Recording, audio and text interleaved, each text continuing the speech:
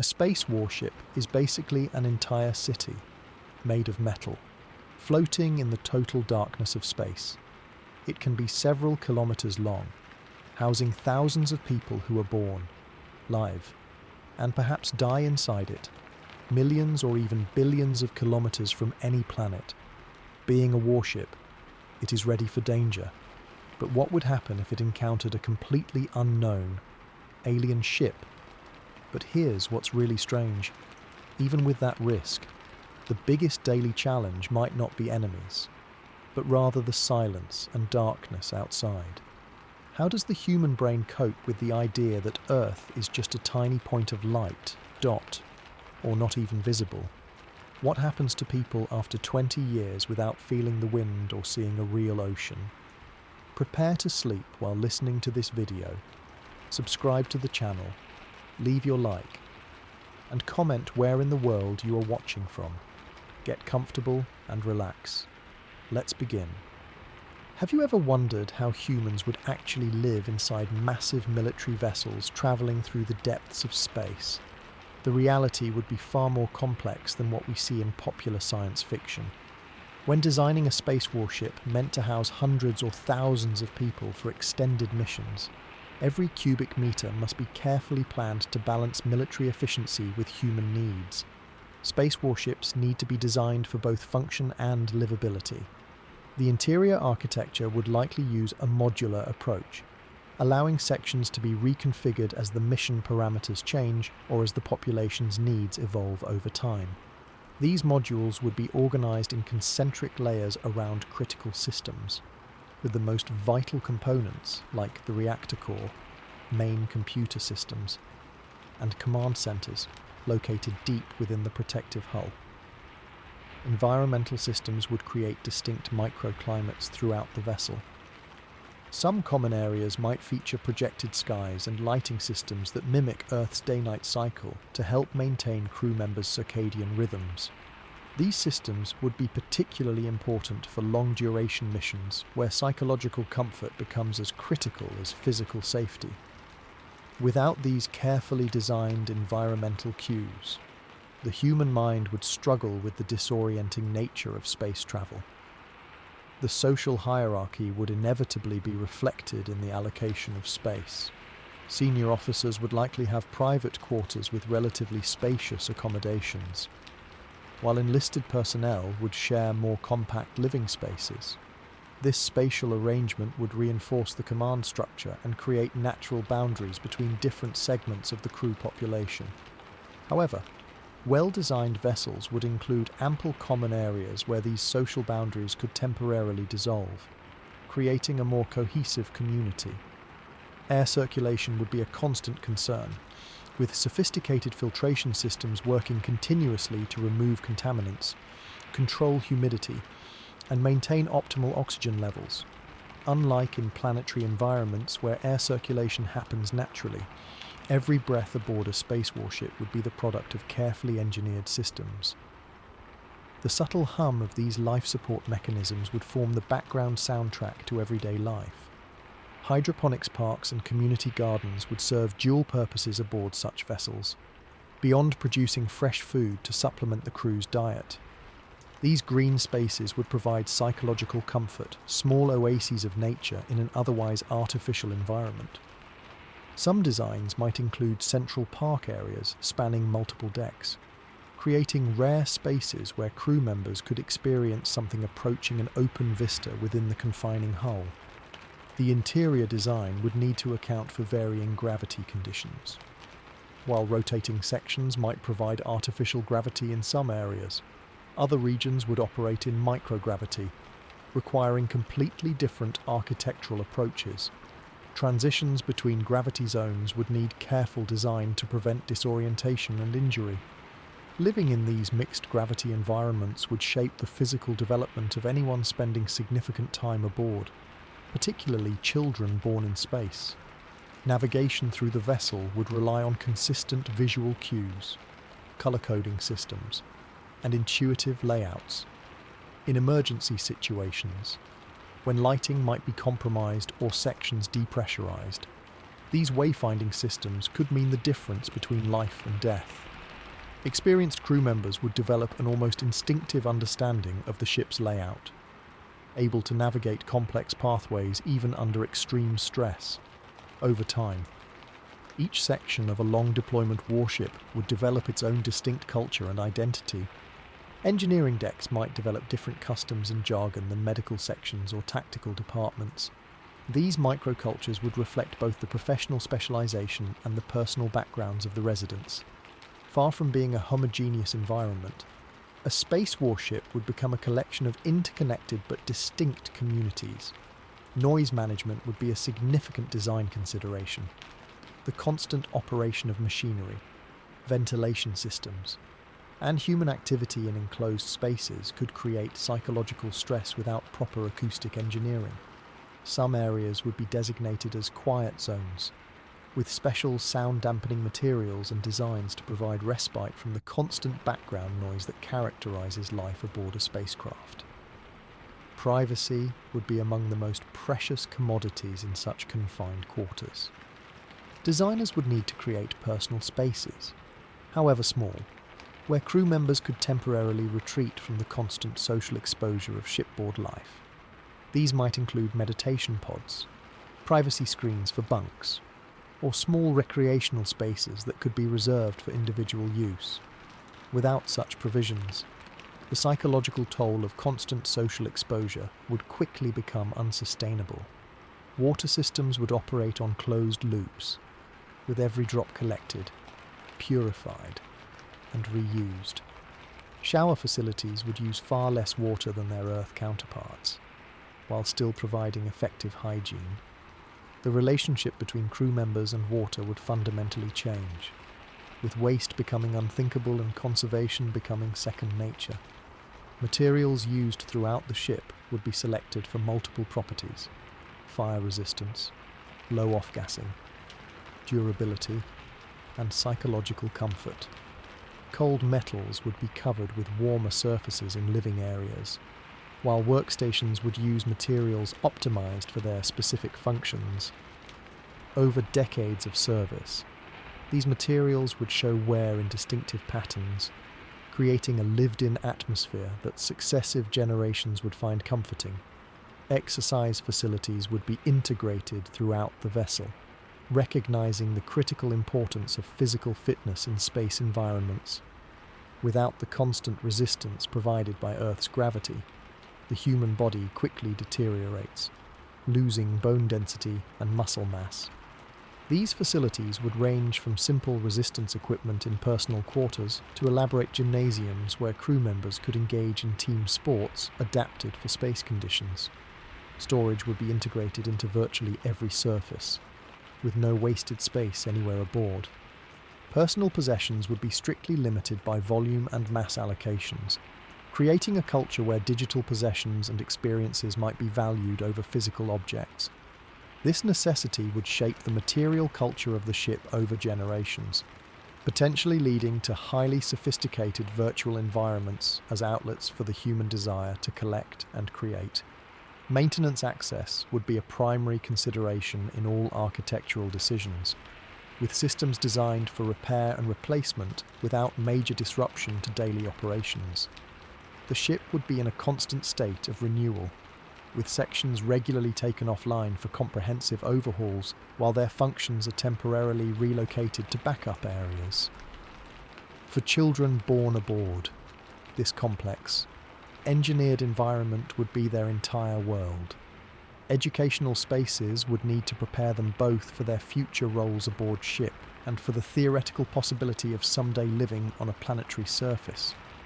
Simulation rooms might provide experiences of open skies, wild nature, and geographical features that they would otherwise never encounter.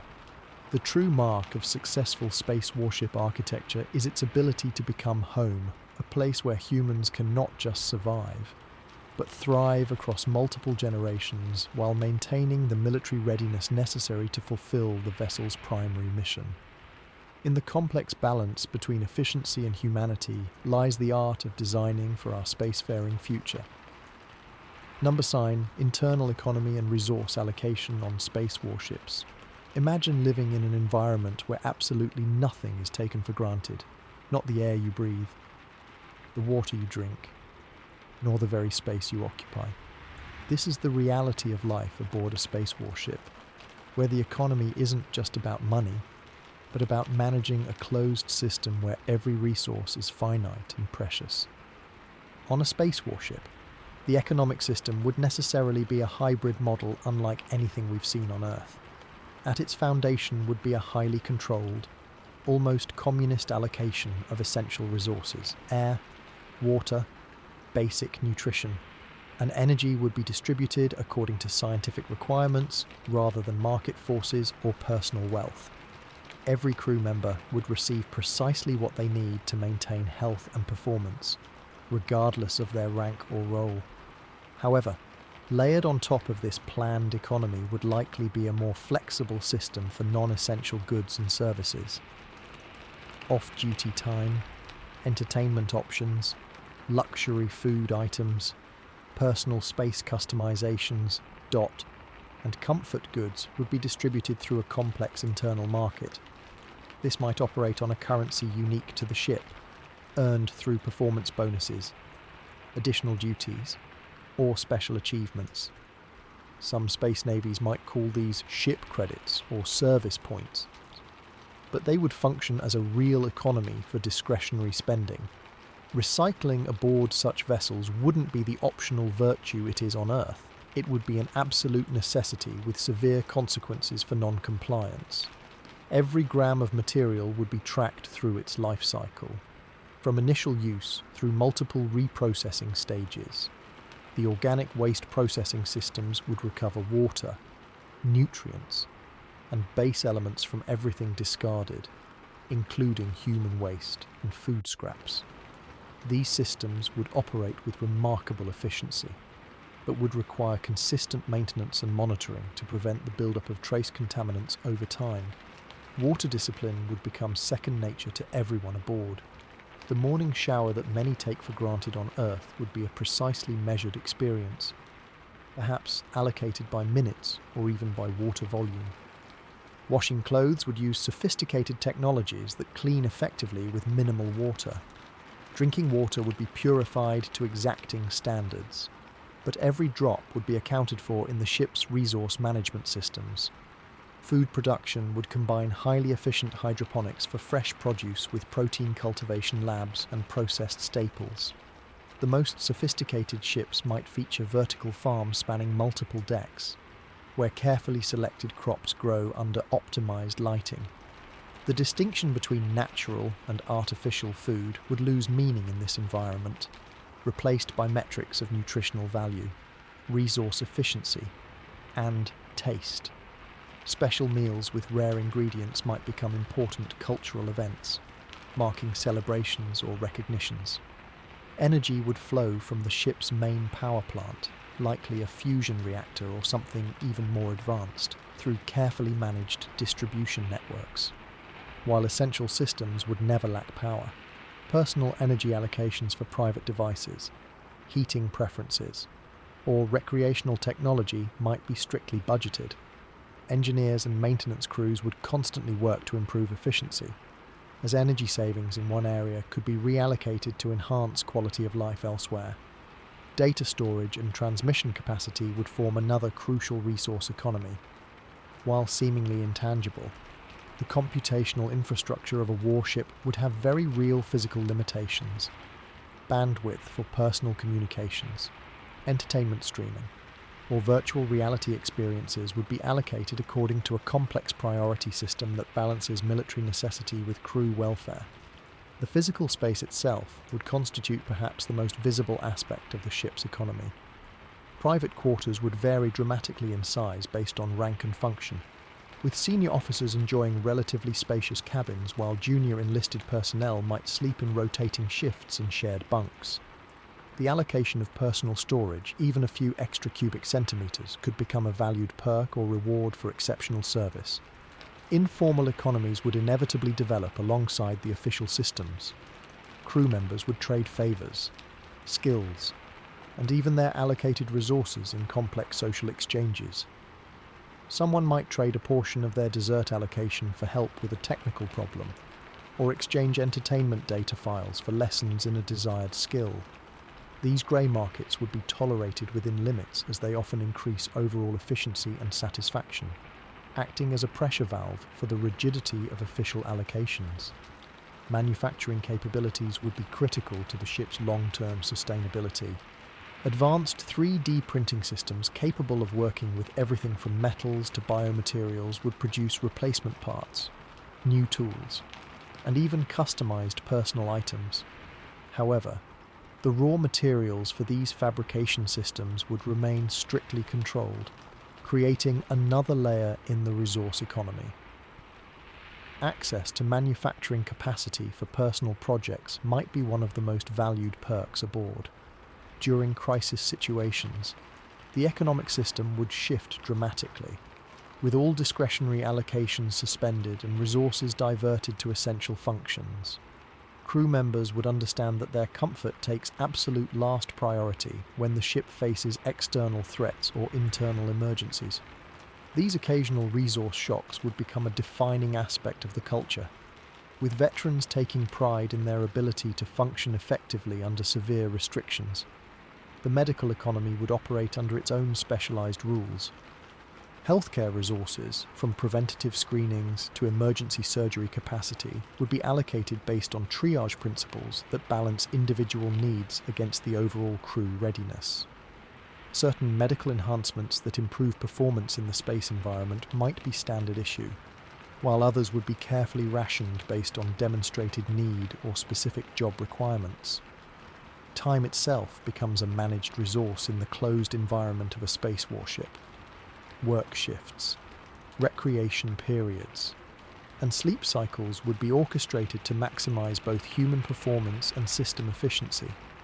Access to certain facilities during prime hours would be scheduled according to complex algorithms that account for individual preferences within the constraints of operational requirements. Social position would inevitably influence resource access. Beyond the official allocations based on rank, informal networks of influence would develop, with some crew members enjoying better access to desired goods and experiences through their connections.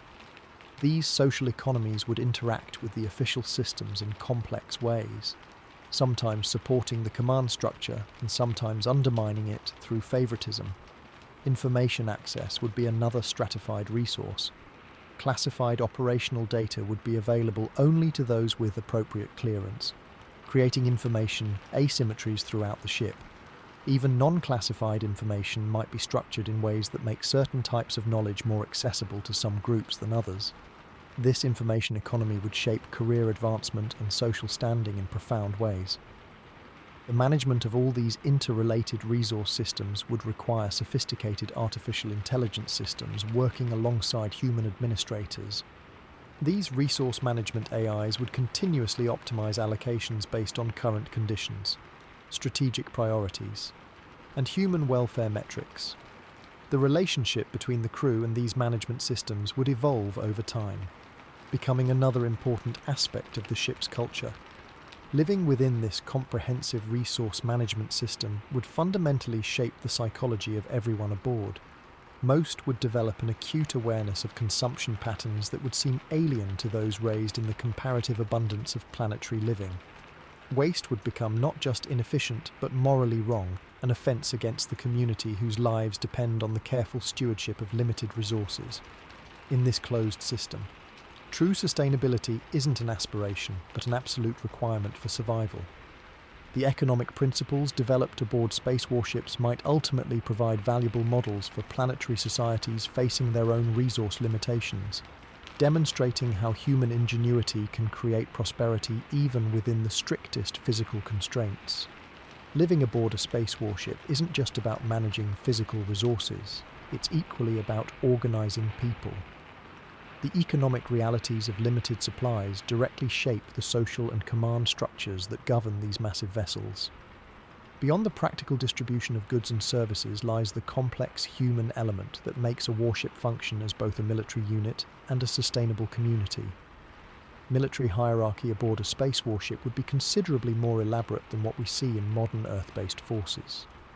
At the top of this structure would stand the captain, a position combining aspects of military commander, political leader, and cultural figurehead. On extended missions, the captain would wield authority that would seem almost monarchical by planetary standards. They would have final say on all military matters and significant influence over civilian aspects of ship operation as well. However, this authority would come with equally substantial responsibilities, as the captain must balance tactical objectives with the long-term sustainability of their floating society. Directly below the captain would be the command staff, department heads with specialized responsibilities for navigation, weapons systems, engineering, medical services, and other critical functions. These senior officers would form an advisory council that helps shape major decisions while maintaining clear lines of authority. Each would command their own hierarchical structure of junior officers and enlisted personnel within their specialization, creating a nested organization that can respond with appropriate expertise to any situation. The fascinating aspect of space warship governance is that purely military hierarchy would be insufficient for long-duration missions. Alongside the command structure would exist various civilian governance systems handling the day-to-day non-military aspects of community life. These might include elected representatives from different ship sections, appointed administrators for resource allocation, and specialized boards for handling disputes or organizing cultural events. The relationship between military authority and civilian governance would require careful calibration to prevent conflicts while ensuring both mission readiness and community well-being. Decision-making aboard would follow different protocols depending on the situation. During combat or emergency situations, command decisions would flow rapidly down the chain of command with minimal discussion. Every crew member would understand that immediate compliance could mean the difference between survival and destruction. However, during normal operations, many decisions would involve more collaborative processes, with input gathered from various stakeholders before final determinations are made by the appropriate authority. Maintaining discipline would be crucial, but would take forms quite different from historical naval traditions. Physical punishments would be counterproductive in an environment where every person's skills and labour are essential resources.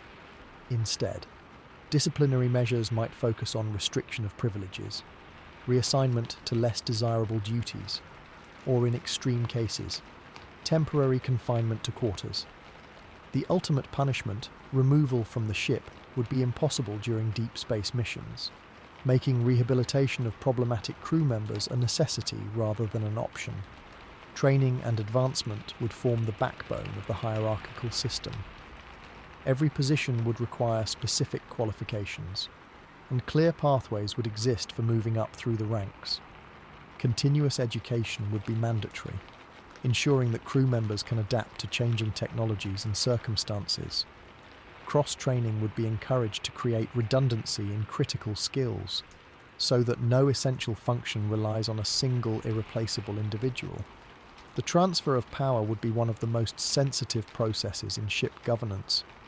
When a captain retires or dies, the transition to a new commander would follow carefully designed protocols that ensure continuity of authority while allowing for legitimate succession. These transitions might involve formal ceremonies that reinforce the legitimacy of the new leadership while honouring the contributions of the departing commander. Legal systems aboard would blend military justice with civilian jurisprudence. Specialised courts would handle different categories of infractions, from military dereliction of duty to civil disputes between crew members. The limited physical space available for detention would necessitate alternative approaches to justice, with an emphasis on restitution and rehabilitation rather than punitive confinement. Religious and cultural freedom would be protected within practical limitations. Spaces for worship and cultural expression would be allocated as resources allow, with shared facilities accommodating different traditions on rotating schedules. Ship leadership would need to balance respect for diverse traditions with the practical requirements of military operations and resource constraints. Information flow would be carefully managed through a stratified security system. certain operational data would be restricted to those with appropriate clearance levels, creating natural information boundaries that reinforce the command structure. However, transparency in non-security matters would be essential for maintaining trust and community cohesion, requiring leadership to share information widely about issues affecting quality of life. Social rituals would develop to reinforce the hierarchical structure while also building community bonds across rank divisions. Formal ceremonies marking promotions, commemorating battles, or celebrating ship anniversaries would become important cultural touchstones. Informal traditions would emerge as well, with different departments developing unique customs that express their particular role in the ship's ecosystem. The most successful governance systems would be those that can evolve over time while maintaining core principles. As missions extend over years or even generations, rigid structures would inevitably fail to address emerging needs and changing demographics. Adaptive governance that incorporates feedback mechanisms and regular reassessment would prove more resilient than systems that resist modification. The greatest challenge to this carefully balanced hierarchy would come during periods of extended peace. When the warship's primary military purpose fades from immediate relevance, maintaining the disciplined command structure becomes more difficult. Leadership would need to emphasize training, readiness exercises, and the dual civilian-military nature of their mission to preserve necessary authority structures during these periods. Living continuously within this hierarchical environment would profoundly shape the psychology of everyone aboard. For those born on the ship, the chain of command wouldn't be just an organizational structure, but a fundamental aspect of how human society functions. The concepts of rank, order, and position would be internalized from childhood, creating a worldview quite different from the more fluid social structures common on planetary surfaces. The psychological impacts of this organized yet confined existence extend far beyond the command structure itself. Extended missions in the unforgiving environment of space create unique mental challenges that every crew member must face, regardless of their position in the hierarchy. The human mind evolved in open landscapes under blue skies with changing weather and seasons. It developed expecting certain fundamental experiences: the feel of wind, the sound of rain, the sight of distant horizons, and the presence of non-human life forms. Space vessels strip away these elemental experiences, replacing them with a precisely controlled, artificial environment that never truly changes. This fundamental disconnect between our evolutionary expectations and actual surroundings creates the foundation for many psychological challenges. One of the most common conditions experienced by long-term space inhabitants is what psychologists call sensory monotony fatigue, a state where the unchanging sensory landscape leads to decreased cognitive function, irritability, and eventually depression, without the natural variations in light, temperature, sound, and visuals that Earth provides. The brain begins to experience a form of malnourishment. Ship designers attempt to mitigate this through programmed variations in lighting, temperature fluctuations, and simulated weather sounds. But these manufactured changes never fully satisfy our deep biological expectations. Spatial confinement represents another significant psychological stressor. No matter how large a space warship might be, it remains a finite environment with defined boundaries. After months or years aboard, crew members develop an intimate knowledge of every corridor, compartment, and feature of their vessel. This complete familiarity eventually creates a sensation of being trapped, with nowhere new to explore and no novel environments to discover. Some experience this as a mild background anxiety, while others develop more severe claustrophobic responses that require intervention. Paradoxically, alongside this sense of confinement exists what psychologists term cosmic vertigo, the overwhelming awareness of the infinite void surrounding the thin hull of the ship. During viewport observations or external maintenance operations, crew members confront the absolute vastness of space, triggering existential responses ranging from profound awe to paralyzing terror. This cognitive dissonance, feeling simultaneously trapped in a small space yet surrounded by endless emptiness, creates unique psychological tensions not experienced by humans in any other context. Social density represents another significant challenge. Even with careful design of personal spaces, privacy remains severely limited compared to planetary living. The continuous proximity of others, their sounds, smells, movements, and emotions creates a persistent social pressure.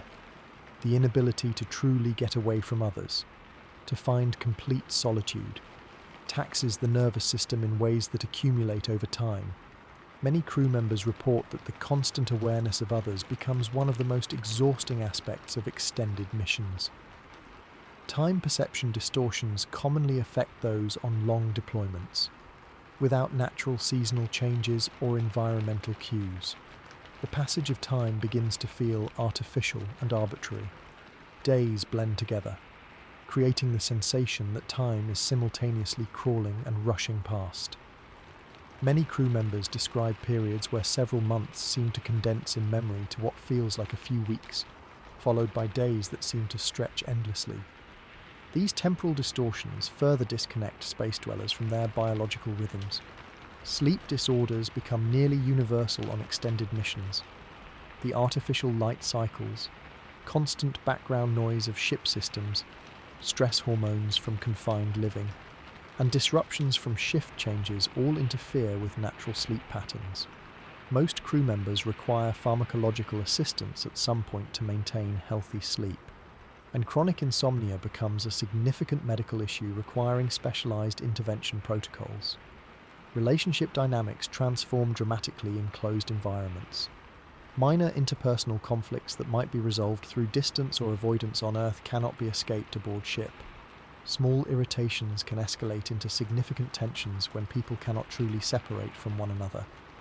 Conversely, positive relationships intensify as well, with friendships and romantic partnerships developing depths of interdependence rarely seen in more open societies. The inability to bring in new social contacts means that crew members must learn to resolve conflicts and maintain relationships that in other circumstances might have been abandoned. The psychological condition known as Earth longing affects nearly everyone on extended deployments, but manifests differently based on individual history. Those born on Earth experience this as a form of specialized homesickness, a deep yearning for natural environments they once knew. They may obsessively revisit memories or simulations of specific places from their past. Those born in space develop a different variant, a curiosity about and idealization of a planetary existence they've never experienced, often building elaborate fantasies about what life on Earth might feel like. To address these various psychological challenges, space warships incorporate numerous countermeasures into their design and operations. Immersive virtual reality environments provide simulated experiences of open natural settings, giving crew members temporary psychological relief from confinement. These systems are so vital to mental health that they're considered essential life support rather than recreational facilities. Ship psychologists develop specialized therapy protocols designed specifically for space-induced conditions. Group therapy sessions help normalize the struggles that all crew members face, while individual interventions target specific symptoms before they can escalate into serious disorders. Mental health monitoring becomes as routine as physical examinations, with regular psychological assessments integrated into the medical care system. Community rituals take on heightened importance as psychological stabilizers.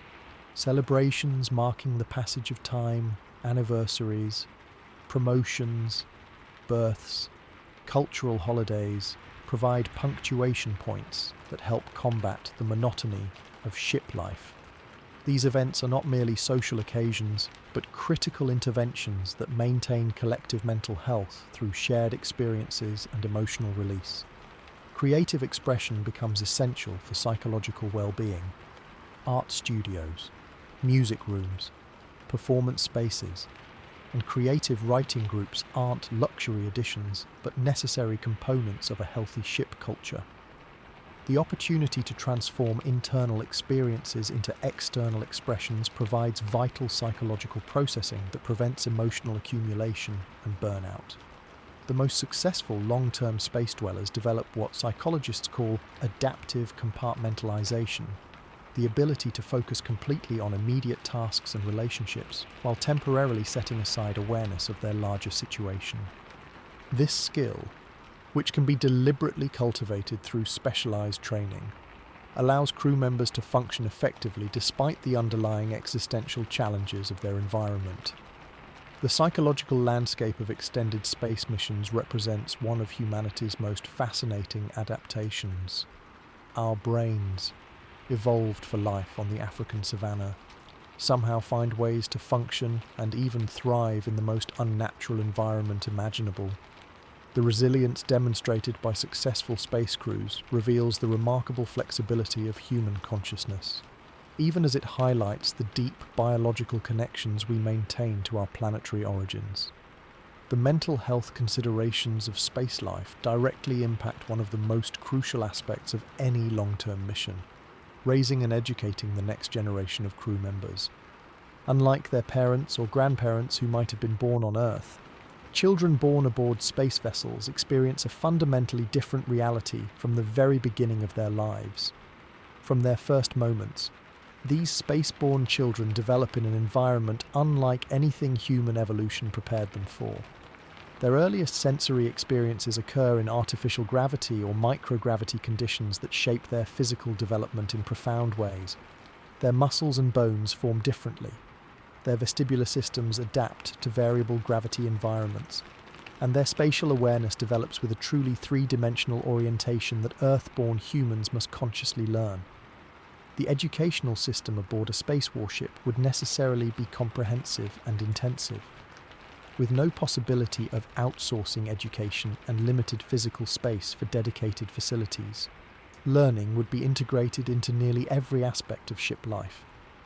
From a young age, children would participate in age-appropriate activities that contribute to their community while building practical skills. A 10-year-old might help monitor hydroponic gardens, while a 14-year-old might assist with basic maintenance tasks under supervision. Formal curriculum would balance several competing priorities.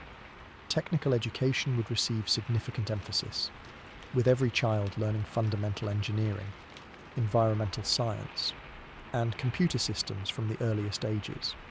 These subjects wouldn't be abstract academic exercises, but immediate practical knowledge necessary for their survival and the ship's operation. A child who doesn't understand basic air filtration principles or emergency protocols isn't just uneducated, they're potentially dangerous to themselves and others. Simultaneously, humanity's education would work to connect these children to their distant heritage. Earth history, literature, art, and cultural traditions would be taught not merely as academic subjects, but as vital connections to the broader human experience. Virtual reality would play a crucial role here, allowing children to experience Earth environments they may never physically visit, to feel simulated rain, see open horizons, and develop some understanding of the planetary conditions that shaped their species. Milestone experiences for spaceborne children would differ dramatically from Earth norms. Instead of a first bicycle ride or swimming lesson, significant developmental markers might include their first spacewalk, initial responsibility for a life support monitoring station, or graduation to maintenance duties in critical systems. These experiences would be carefully structured as both practical training and meaningful rites of passage, often accompanied by ceremonies that acknowledge growing maturity and responsibility. Physical education would take unique forms in the space environment. While some ship designs might include rotating sections with consistent artificial gravity, children would need to develop proficiency in navigating both gravity and zero-G environments. Sports and games would evolve specifically for these conditions, with three-dimensional ball games, obstacle courses spanning multiple decks, and team competitions that build both physical capabilities and cooperative skills. These activities would be crucial not just for physical development but for teaching spatial awareness that could save lives during emergencies. Socialization would happen in mixed-age groups by necessity. With relatively small populations of children born in any given year, rigid age segregation would be impractical. Instead, older children would regularly interact with and help teach younger ones, creating mentor relationships that benefit both groups. This approach would also help preserve cultural knowledge and ship-specific traditions across generations, as stories, games, and customs pass directly from older to younger crew members.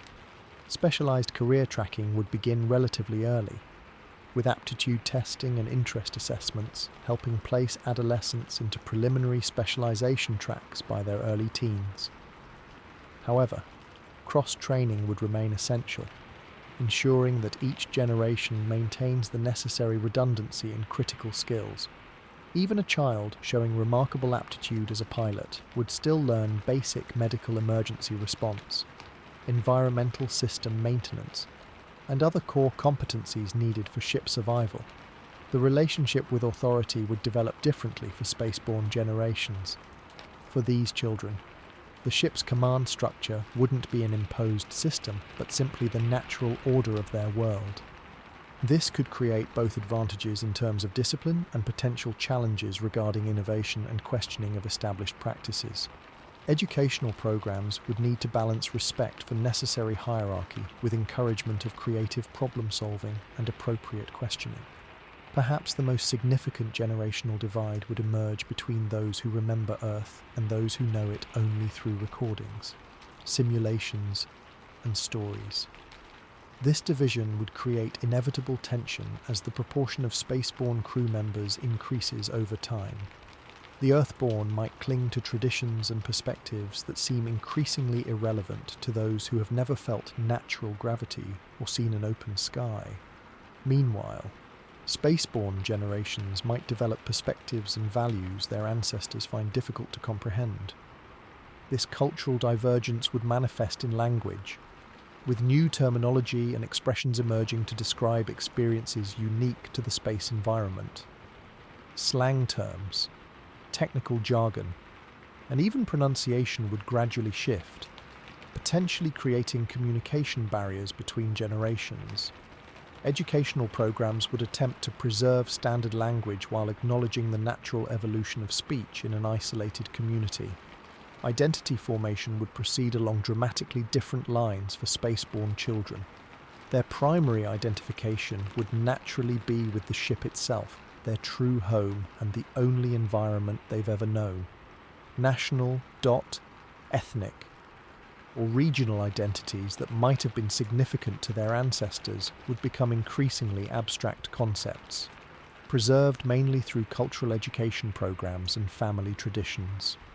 New identity markers would emerge based on ship section, technical specialization, or family lineage within the ship's history.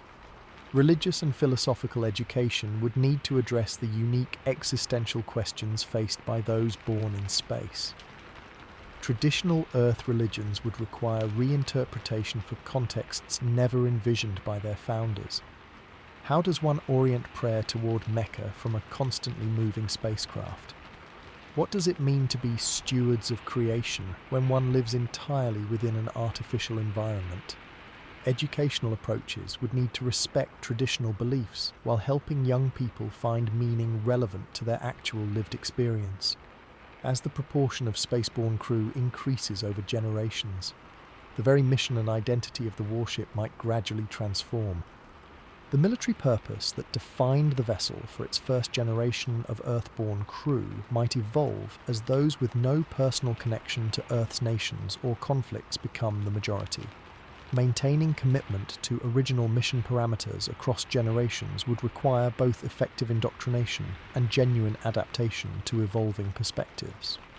The educational system supporting this intergenerational transition would represent one of humanity's most ambitious social engineering projects, creating not just technically competent crew members, but culturally cohesive communities capable of maintaining both practical operation and psychological health across decades or centuries of isolation. The success of these educational approaches would determine not just individual well-being, but the very survival of these ambitious deep space missions. The education of spaceborne generations directly connects to perhaps the most fundamental systems aboard any long-duration spacecraft, the life support technologies that make human survival possible in the vacuum of space. These complex, interconnected systems represent the artificial recreation of Earth's natural processes, packaged within the confines of a military vessel. At the most basic level, the air revitalization system forms the foundation of all life aboard. Unlike the passive breathing we take for granted on Earth, every molecule of oxygen aboard a space warship must be actively managed through multiple processes. The primary oxygen generation typically comes from electrolysis of water, splitting H2O molecules to release breathable O2. This process requires significant electrical power, making oxygen production directly dependent on the ship's energy budget. Backup chemical oxygen generators would provide redundancy during emergencies, releasing oxygen through controlled chemical reactions. Carbon dioxide scrubbing represents the other half of this respiratory equation. As crew members exhale CO2, specialized absorption systems using molecular sieves or amine-based solutions would capture and concentrate these waste gases. Some advanced systems would redirect captured carbon dioxide to algae farms where photosynthesis would convert it back to oxygen, creating partial closed-loop systems that mimic Earth's natural carbon cycle. Humidity control integrates closely with these respiratory systems. Human bodies constantly release moisture through respiration and perspiration, which must be captured, purified, and recycled. Too much humidity creates condensation on equipment and promotes microbial growth, while too little dries mucous membranes and creates respiratory discomfort. Maintaining the narrow band of comfortable humidity requires constant adjustments based on crew activities and distribution throughout the vessel.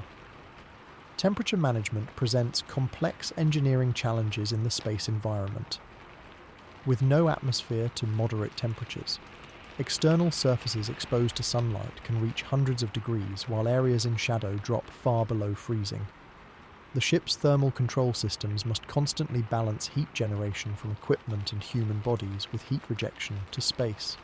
Liquid cooling loops would transfer excess heat from high-output areas like computer centers and engineering sections to radiator panels that dissipate this energy into space. Water reclamation forms one of the most sophisticated recycling systems aboard. Every drop of moisture, from shower water to urine to humidity condensed from the air, would be collected and processed through filtration systems more advanced than anything typically used on Earth. Multiple purification stages, including mechanical filtration, chemical treatment, distillation, and ultraviolet sterilization, would convert all wastewater back to drinking quality. First-generation crew members often experience psychological resistance to this concept, while those born aboard simply accept it as the normal water cycle. Waste processing extends beyond water to include all biological materials. Solid human waste would be processed to recover water content, then further treated to break down organic compounds into usable components for the agricultural systems. Nothing that contains usable carbon, nitrogen, or other essential elements would be discarded. Even hair trimmings, fingernail clippings, and dead skin cells would be collected and processed. This level of recycling goes far beyond even the most sustainable Earth-based communities. Food production systems aboard would operate continuously at maximum efficiency. Hydroponic and aeroponic facilities would grow fast-cycle vegetables under precisely controlled lighting that maximizes photosynthetic efficiency while minimizing energy usage. These systems would typically occupy multiple levels, with carefully selected plant varieties stacked in three-dimensional arrays that optimize space utilization. Specialized algae cultivation would provide protein supplements, while tissue culture systems might produce cultured meat products without the resource intensity of raising whole animals. The microbiome management of the ship represents a less visible but equally critical aspect of life support. The controlled ecosystem would host carefully selected microbial communities that assist with everything from waste decomposition to food production. Constant monitoring would track microbial populations, watching for dangerous mutations or imbalances that could threaten crew health or system functionality. Periodic controlled releases of beneficial microbes would maintain ecological balance throughout the vessel. Radiation shielding would constitute another essential life support function, particularly during long-duration missions through deep space. Without Earth's magnetosphere and atmosphere to block cosmic radiation, crew members would face continuous exposure to damaging high-energy particles. Physical shielding materials would provide primary protection, with certain areas of the ship designated as radiation shelters during solar storms. Biomedical countermeasures might include supplements that help repair cellular damage and regular monitoring for early signs of radiation effects. Emergency systems would provide redundancy for all critical functions, backup oxygen supplies, secondary water purification methods, and emergency food reserves would be distributed throughout the vessel, designed to sustain the crew through system failures or combat damage.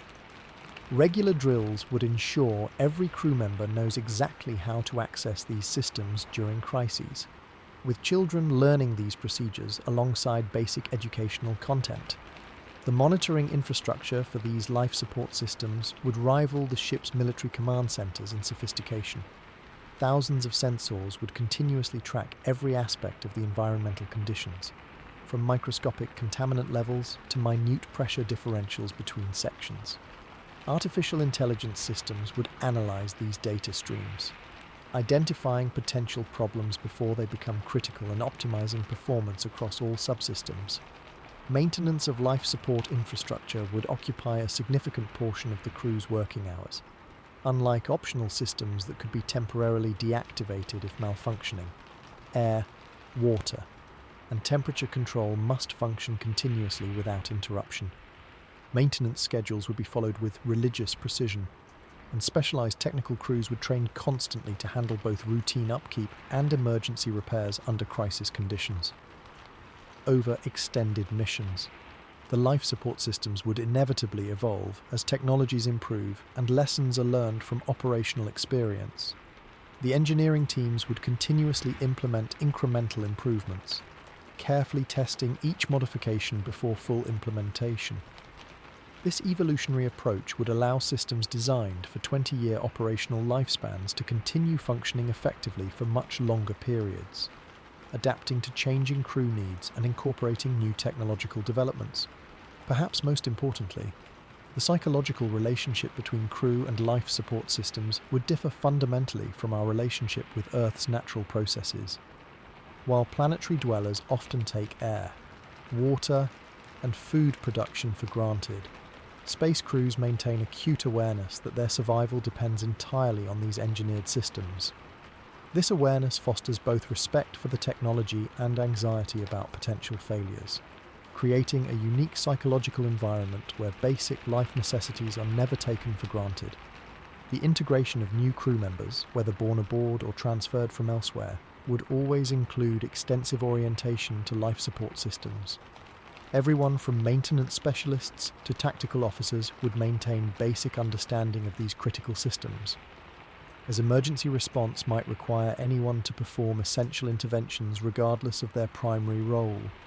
This universal knowledge creates a shared culture of environmental consciousness unlike anything found in Earth societies. The intricate life support systems aboard space warships don't just maintain the ship's environment, they directly interact with the health and well-being of every crew member. This interaction creates unique medical challenges and specializations unlike anything practiced in Earth-based healthcare. Space medicine represents one of the most specialized fields aboard, combining elements of preventive care, emergency response, and long-term adaptation management. The fundamental physiological challenge of spaceflight begins with the effects of microgravity on the human body. Without the constant pull of Earth's gravity, the body undergoes significant changes starting almost immediately upon entering space.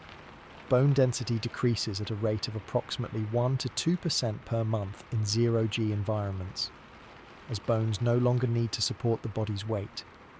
This process, similar to an accelerated version of osteoporosis, can lead to dangerously weakened skeletal structures during long missions. Medical teams constantly monitor bone density through regular scans, intervening with combination therapies of targeted exercise, medication, and dietary supplements. Muscle atrophy presents a parallel challenge, with unused muscles rapidly losing mass and strength. Heart muscle is particularly affected, growing weaker as it no longer works against gravity to pump blood. Cardiovascular deconditioning leads to decreased heart volume and reduced blood plasma, creating risks for low blood pressure and fainting when crew members return to gravitational environments. To combat these effects, each crew member follows a personalized exercise regimen, typically requiring at least 2 hours daily in specialized resistance equipment designed for zero-G use. Fluid redistribution creates another set of medical challenges. On Earth, gravity pulls bodily fluids downward, but in microgravity, these fluids redistribute more evenly throughout the body. This initially causes the characteristic puffy-faced appearance of astronauts, but more significantly leads to increased intracranial pressure. Medical research has linked this pressure to vision problems experienced by many long-duration space travelers, a condition formerly known as spaceflight-associated neuroocular syndrome. Regular eye examinations and specialized pressure relief interventions form part of standard medical protocols. The immune system undergoes concerning changes in space environments as well. Studies have shown that T-cell function decreases and certain pathogens actually increase in virulence in microgravity. Simultaneously, the closed environment of the ship creates perfect conditions for rapid spread of any contagious disease. Medical teams implement rigorous preventive measures, including enhanced vaccination schedules, regular immune system monitoring, and strict quarantine protocols for any crew showing symptoms of communicable illness. Radiation exposure represents perhaps the most serious long-term health threat, particularly for ships venturing beyond Earth's protective magnetosphere. Cosmic radiation and solar particle events deliver continuous low-level exposure punctuated by potentially dangerous radiation spikes. Medical teams track cumulative radiation doses for each crew member, with specialized medical imaging looking for early signs of radiation damage. Treatment protocols focus on cellular repair support, antioxidant therapies, and careful monitoring of potentially precancerous changes. The medical facilities aboard would vary with ship size, but even smaller vessels would maintain sophisticated capabilities far beyond typical emergency rooms. Automated diagnostic systems would complement human practitioners, using artificial intelligence to identify patterns and suggest treatment approaches. Surgical facilities would include robotic assistance systems capable of precision far beyond human hands, particularly valuable in the challenging microgravity environment where blood and other fluids don't behave as expected. Emergency medicine takes on unique dimensions in space. Trauma care protocols must account for how bleeding behaves in microgravity, where blood doesn't drain but forms expanding spherical globules that can interfere with visibility and equipment. Specialized suction devices and containment fields would be essential components of any trauma bay. Cardiopulmonary resuscitation requires completely different techniques when chest compressions don't benefit from gravity, leading to the development of specialized restraint and compression systems. Pharmaceutical management presents another space-specific challenge. Some medications degrade faster in the radiation environment of space, while others may have different effects on bodies altered by microgravity. The ship's pharmacy would maintain careful environmental controls and rotation schedules, while medical staff continuously monitor medication efficacy and adjust dosages based on the altered physiology of long-term space inhabitants. Mental health care would receive emphasis equal to physical medicine. The psychological stresses of confinement, danger, and isolation require proactive intervention strategies. Regular psychological assessments would be standard procedure, with early intervention for emerging issues. Treatment options would include both traditional psychotherapy and pharmacological approaches, supplemented by specialized protocols developed specifically for space deployment, such as virtual reality therapy systems that create the illusion of open spaces for treating confinement anxiety. For crew members born in space, medical practice takes on additional dimensions. Their developmental monitoring would track how bodies grow and develop without the constant influence of gravity. Special attention would focus on cardiovascular formation, skeletal development, and vestibular system function. These spaceborne individuals would likely develop physiological adaptations beneficial for microgravity, but potentially problematic if they ever visited a planetary surface with substantial gravity. Telemedicine would play a critical role, especially for specialized consultations. Despite communication delays, medical data would be regularly transmitted to specialists on Earth or other settlements for second opinions on complex cases. Emergency consultation protocols would exist for situations where local medical staff encounter unfamiliar conditions or require additional expertise for complex procedures. Pregnancy and childbirth represent particularly challenging medical scenarios in space environments. While likely discouraged on military vessels, except under colony ship deployment models, medical teams would maintain protocols for these possibilities. Research suggests that microgravity affects fetal development in ways not fully understood, potentially altering cardiovascular formation and bone development. Specialized monitoring equipment and adaptations for delivery in variable gravity environments would be essential components of comprehensive medical preparation. End-of-life care would necessarily be addressed with the same thoroughness as other medical considerations. Cultural and religious preferences regarding death would be respected within the constraints of the closed environment. Palliative care protocols would ensure comfort and dignity, while practical considerations regarding the handling of remains would necessarily differ from Earth traditions. Some vessels might maintain cryonic storage facilities for deceased crew pending return to planetary surfaces, while others might practice space burial traditions for those who wished their remains to drift among the stars they travelled in life.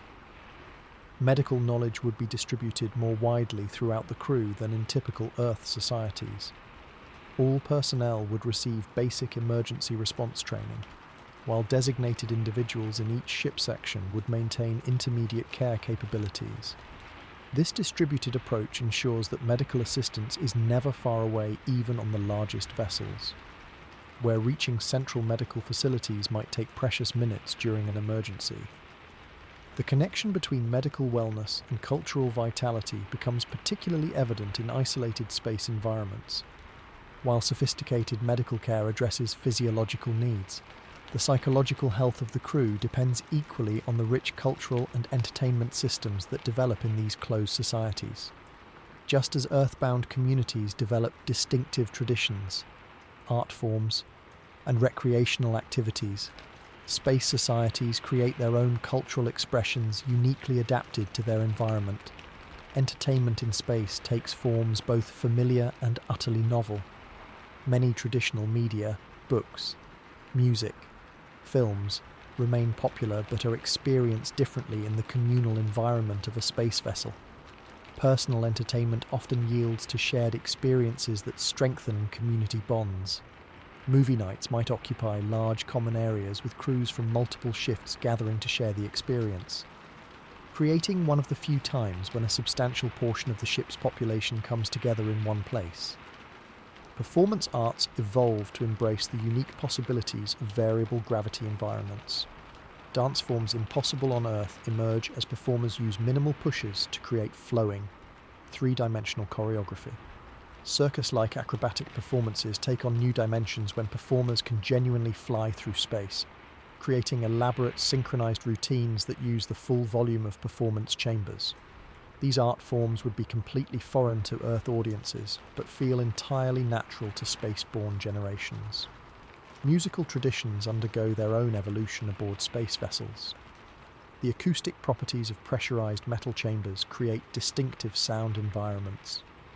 while the ability to position both performers and audience in three-dimensional arrangements allows for immersive audio experiences impossible under gravity's constraints. New instruments designed specifically for microgravity would emerge, using principles of vibration and resonance that don't depend on gravitational orientation. Sports and recreational activities adapt to make creative use of the environment's unique properties. Three-dimensional ball games played across multiple connected chambers might involve complex rules about momentum, boundary conditions, and strategic use of surfaces. Some games might incorporate the ship's variable gravity areas, with players moving between different gravitational fields as part of gameplay. These sports would serve not just as entertainment but as important exercise that helps maintain physical conditioning. Virtual reality takes on heightened importance in the confined environment of a spacecraft. Advanced VR systems would provide experiences otherwise impossible within the ship, walking on beaches, hiking through forests, or exploring open landscapes. These wouldn't be mere games but essential psychological countermeasures against confinement stress. The distinction between entertainment and therapy blurs in these applications, with regular immersion in virtual natural environments prescribed as part of standard psychological health maintenance. Communal celebrations mark the passage of time and create shared reference points for the community, without seasonal changes or natural temporal markers. These created holidays and observances become crucial for breaking the monotony of shipboard routine. Some might derive from Earth traditions, though likely modified for space conditions, while others would develop specifically to commemorate significant events in the ship's history or mark transitional moments in ship operations. Creative production becomes not just a pastime, but an essential outlet for self-expression in the controlled environment of a space vessel. Art studios, recording facilities, and makerspaces would occupy precious square footage because they serve crucial psychological functions. The creation of physical art objects, paintings, sculptures, textiles, provides tangible connection to human creative traditions in an environment otherwise dominated by functional necessities. Cultural fragmentation and reunification would occur in cycles aboard larger vessels.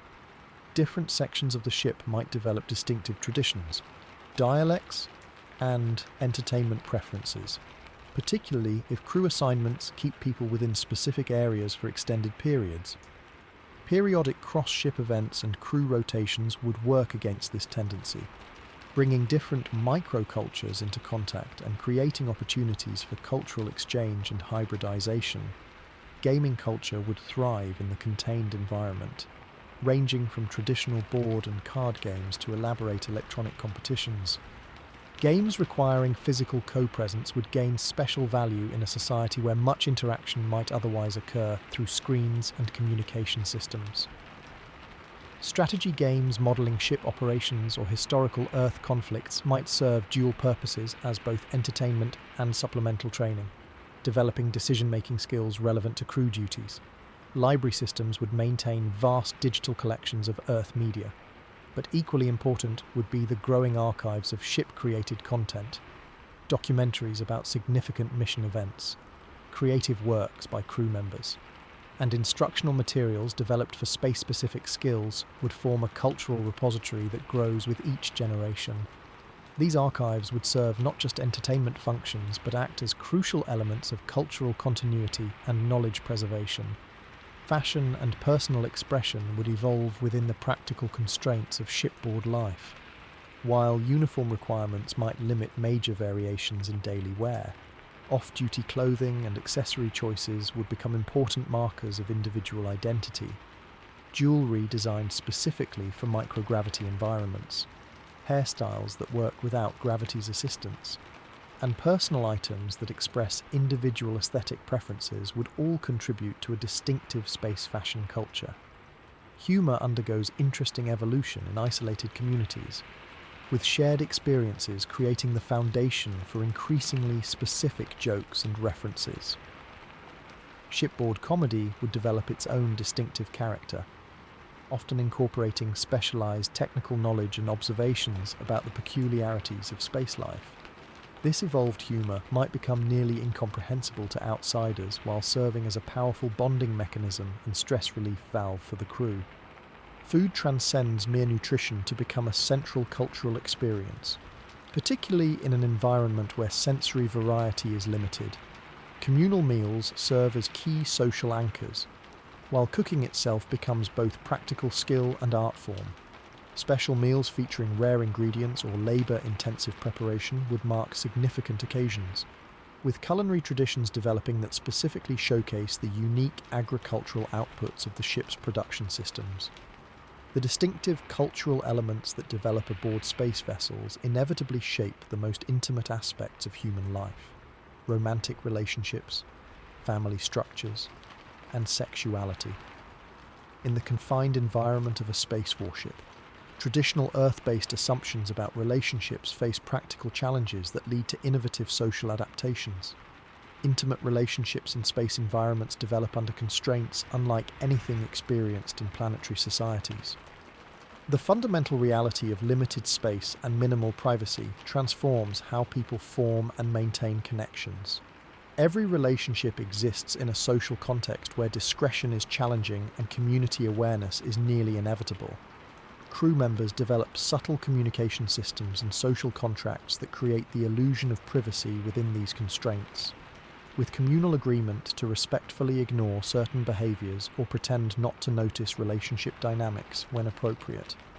The practical considerations of reproduction would necessarily receive careful management in a closed environment with finite resources.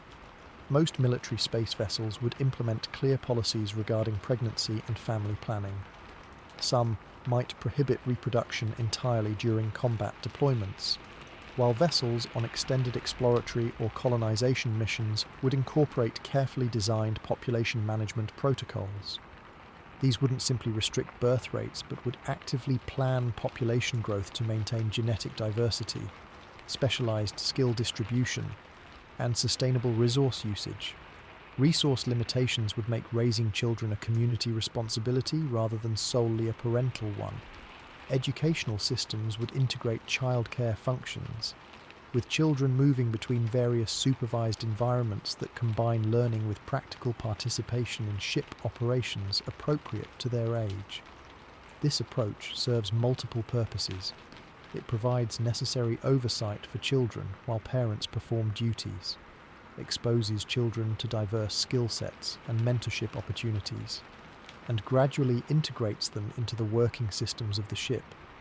Family structures would likely evolve beyond the nuclear model common in many Earth societies. Extended family groupings might share living quarters and childcare responsibilities, while some ships might develop clan-like structures that create larger support networks for raising children and caring for elderly or ill crew members.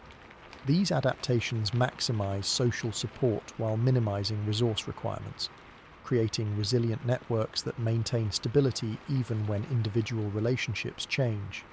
Sexual and romantic relationships would develop their own norms adapted to shipboard life. The relatively small population means that relationship changes impact the broader social network more significantly than in larger societies. Former partners often need to continue working together professionally, creating necessary social protocols for managing post-relationship interactions constructively. Ship counselors would likely take active roles in helping navigate these transitions to maintain crew cohesion and operational effectiveness. The confined population also creates interesting dynamics regarding relationship formation. In early mission generations with Earthborn crew members, pre-existing relationships might predominate. As the mission continues, the limited dating pool would create unique social dynamics around courtship and partnership. Matchmaking might become semi-formalized, with compatibility assessments considering not just personal preferences, but also genetic diversity needs for the community's long-term health. Relationship diversity would likely expand beyond Earth norms out of both preference and practicality. Polyamorous arrangements might become more common, addressing both emotional preferences and the practical realities of a limited population. Non-reproductive partnerships would hold equal social status to reproductive ones, with the community recognizing the value of stable, supportive relationships regardless of their configuration or biological outcomes. Privacy, a fundamental aspect of intimacy, would be reconceptualized in the space environment. With physical space at a premium, private time would be scheduled and allocated rather than taken for granted. Couples might reserve private rooms for limited periods, while communal living areas would develop subtle signaling systems to indicate when personal space is being requested. These adaptations would become so normalized that spaceborne generations would find Earth concepts of continuous private space strange and wasteful.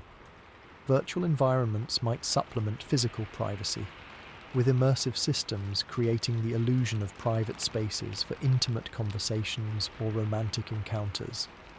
The relationship between physical and virtual intimacy would develop along lines barely explored in Earth societies, potentially creating new understanding of connection that transcends purely physical interaction. Sexual health services would be integrated into regular medical care with emphasis on both physical and psychological well-being. The ship's medical staff would maintain expertise in reproductive health, relationship counselling, and the unique sexual health challenges of space environments. With limited population and communal living, sexually transmitted infections would be addressed through comprehensive screening and treatment protocols rather than stigmatization. For spaceborne generations, their understanding of sexuality and relationships would develop without many of the cultural and religious frameworks that have shaped these concepts on Earth. Educational approaches would likely focus on consent, communication, and community stability rather than traditional moral frameworks. This doesn't mean relationships would lack ethical foundations, but rather that those ethics would be pragmatically focused on maintaining individual well-being and community harmony. Genetic considerations would inevitably influence reproduction without necessarily dictating romantic partnerships. In a closed population, preventing dangerous levels of inbreeding becomes a mathematical necessity rather than a cultural taboo. Sophisticated genetic screening might track family relationships across generations, with reproductive medicine helping separate romantic choice from genetic parentage when necessary for population health. Age and generational differences would create their own relationship dynamics, with extended lifespans possible through advanced medical care. Relationships might form between individuals of significantly different ages. The shared experience of shipboard life might bridge these gaps in ways uncommon in Earth societies, while the precious nature of each crew member's skills and experience would contribute to valuing individuals across the age spectrum. The natural human drive for connection, intimacy, and family would thus find expression through adaptive forms particularly suited to the space environment. Rather than representing a diminishment of human relationships, these adaptations demonstrate the remarkable flexibility of human social structures and our capacity to create meaningful bonds even in the most challenging environments. The families and relationships that develop aboard space vessels wouldn't be lesser versions of Earth relationships, but specialized forms optimized for their unique context, just as Earth relationships themselves vary widely across cultures and historical periods.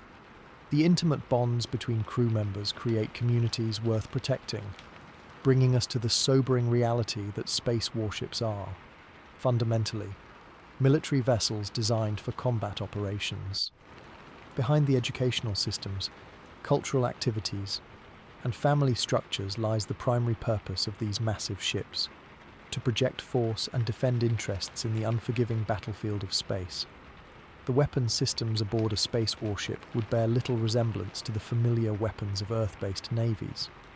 Without air resistance or significant gravity to consider, space combat operates under entirely different physical principles. Kinetic weapons, those that damage through physical impact, would feature prominently in any vessel's arsenal. These might include electromagnetic railguns capable of accelerating projectiles to velocities measured in kilometers per second, creating impacts where pure kinetic energy produces explosive force equivalent to significant conventional warheads. Guided missile systems would operate on entirely different principles than their atmospheric counterparts. Without air resistance to limit velocity or shape design, space missiles would optimize for minimal cross-section, maximum acceleration, and sophisticated evasion capabilities. These weapons would likely carry multiple warhead types, kinetic penetrators for armor-piercing, fragmentation devices for targeting sensor arrays or external structures, and specialized charges designed to create electromagnetic pulses that disable rather than destroy target systems. Energy-based weapons would constitute another major category in the space arsenal. Laser systems, drawing massive power directly from the ship's reactors, would be capable of delivering precisely targeted energy at light speed, effectively impossible to evade once fired. These systems would be primarily designed to disable enemy sensors, communications equipment, or weapon systems rather than cause catastrophic damage, though sustained targeting could eventually breach hull materials. The advantage of energy weapons lies in their near-infinite ammunition, limited only by cooling capacity and power availability. Point defense systems would form the critical protective layer against incoming threats. Networks of automated tracking systems would coordinate swarms of interceptors, defensive laser arrays, and close-range countermeasures designed to neutralize incoming ordnance before it reaches the hull. These systems would operate semi-autonomously, their reaction speeds far exceeding human capabilities, though ultimate fire authorization might remain under human control depending on the vessel's operational protocols. Nuclear weapons, despite their controversial history, would likely remain components of military space arsenals. The absence of atmosphere and civilian populations makes many of the traditional objections to nuclear weapons less relevant in deep space combat. These devices might be designed less for their explosive force and more for their electromagnetic pulse effects or radiation generation, capable of rendering enemy vessels uninhabitable without necessarily destroying them completely. The command and control systems for these weapon platforms would represent some of the most sophisticated computing technology ever developed. Targeting computers would calculate complex interception trajectories accounting for relative velocities, gravitational influences from nearby bodies, and predictive models of enemy evasion patterns. These systems would integrate inputs from distributed sensor networks throughout the ship, creating comprehensive situational awareness for weapons officers. Combat in space occurs across vast distances, with engagement ranges potentially measured in thousands of kilometers or even light seconds. At these distances, traditional concepts of aiming become meaningless. Weapons officers would instead create probability fields of enemy locations, accounting for the light speed delay in observation and the potential movement during weapon transit time. Much of space combat would involve complex mathematical prediction rather than direct targeting. The physical reality of space combat would be simultaneously more mundane and more terrifying than popular entertainment suggests. There would be no thunderous explosions or dramatic fireballs. Vacuum doesn't support combustion in the traditional sense. Instead, successful strikes might create brief flashes of light, silent jets of escaping atmosphere, or simply no visible effect at all as internal systems fail. The most dangerous damage might be completely invisible, microscopic hull breaches slowly leaking air, radiation leaking from damaged shielding, or subtle degradation of life support functionality. Crew training for combat situations would be rigorous and continuous. Regular drills would simulate every conceivable emergency, from decompression events to radiation leaks to fire suppression under variable gravity conditions. These exercises wouldn't be occasional events but integral components of daily ship operations, with unannounced drills occurring frequently enough that rapid response becomes instinctual for all personnel regardless of their primary duties. Combat information centers would serve as the tactical brains of the vessel, processing sensor data and coordinating responses across all ship systems. These would be heavily protected spaces, often located deep within the vessel's core and surrounded by multiple redundant systems. Inside these centers, Tactical officers would operate in a data-rich environment where augmented reality displays overlay strategic information on physical space, creating intuitive interfaces for managing extremely complex combat scenarios. The psychological preparation for space combat would be as intensive as the technical training. Crew members would undergo extensive conditioning to maintain function during the unique stresses of space warfare. The knowledge that a single successful enemy strike could mean death not just for individuals, but potentially for the entire community. Psychological support systems would be integral to combat readiness, with specialized counselors helping process the extreme stress inherent in space military operations. Damage control would receive emphasis equal to offensive capabilities. The ship would be designed with multiple redundant systems, automated damage isolation protocols, and distributed repair capabilities. Specialized damage control teams would train for rapid response to any breach or system failure, equipped with tools designed to function in vacuum, variable gravity, dot, or even radiation environments. These teams would represent the last line of defense between survivable damage and catastrophic failure. The reality of space warfare includes the sobering recognition that rescue is often impossible. Unlike naval battles on Earth where survivors might be plucked from the sea, space combat survivors from catastrophically damaged vessels face the near certainty of death unless enemy forces choose to rescue them, an uncertain prospect in the heat of battle. This reality creates a psychological environment unlike any previous military context, where crew cohesion and the will to protect one's vessel take on existential significance. The weapons and defensive systems would be integrated into the very architecture of the ship, with hull design incorporating armor placement, sensor positioning, weapon platform distribution, and heat management considerations. Unlike the sleek, aesthetically pleasing vessels of science fiction, actual space warships would prioritize function over form, with external geometries optimized for defensive coverage, heat radiation, and minimal target profile rather than visual appeal. Combat doctrine would evolve unique to the space environment, with concepts like high ground redefined in terms of orbital energy states rather than physical elevation. Tactical advantages might come from positioning that maximizes maneuverability options or minimizes detection profile rather than traditional concepts of flanking or frontal assault. These specialized tactics would be continuously refined through simulation and limited engagements, evolving alongside technological developments in weapons and defensive systems. The devastating realities of space warfare create an even deeper appreciation for the lifeline that connects these isolated vessels to the civilization they protect. Communication systems. As warships venture farther from Earth, maintaining contact becomes increasingly challenging, transforming how information flows between worlds and vessels and fundamentally reshaping the human experience aboard.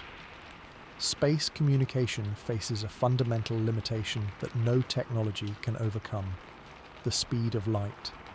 As a ship moves deeper into space, the time delay for signals to reach Earth grows from seconds to minutes to hours, and eventually to years for truly deep space missions.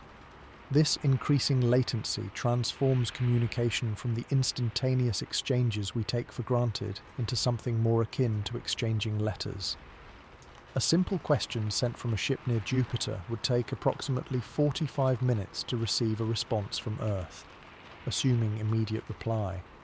This inescapable delay creates a hierarchy of communication priorities. Emergency tactical information receives highest precedence, followed by critical mission updates, technical data exchanges, official correspondence, and finally, personal messages. Bandwidth limitations further constrain communication, particularly for ships operating at extreme distances. Complex compression algorithms maximize information density, with specialized AI systems encoding and decoding transmissions to extract maximum meaningful content from minimal data packets.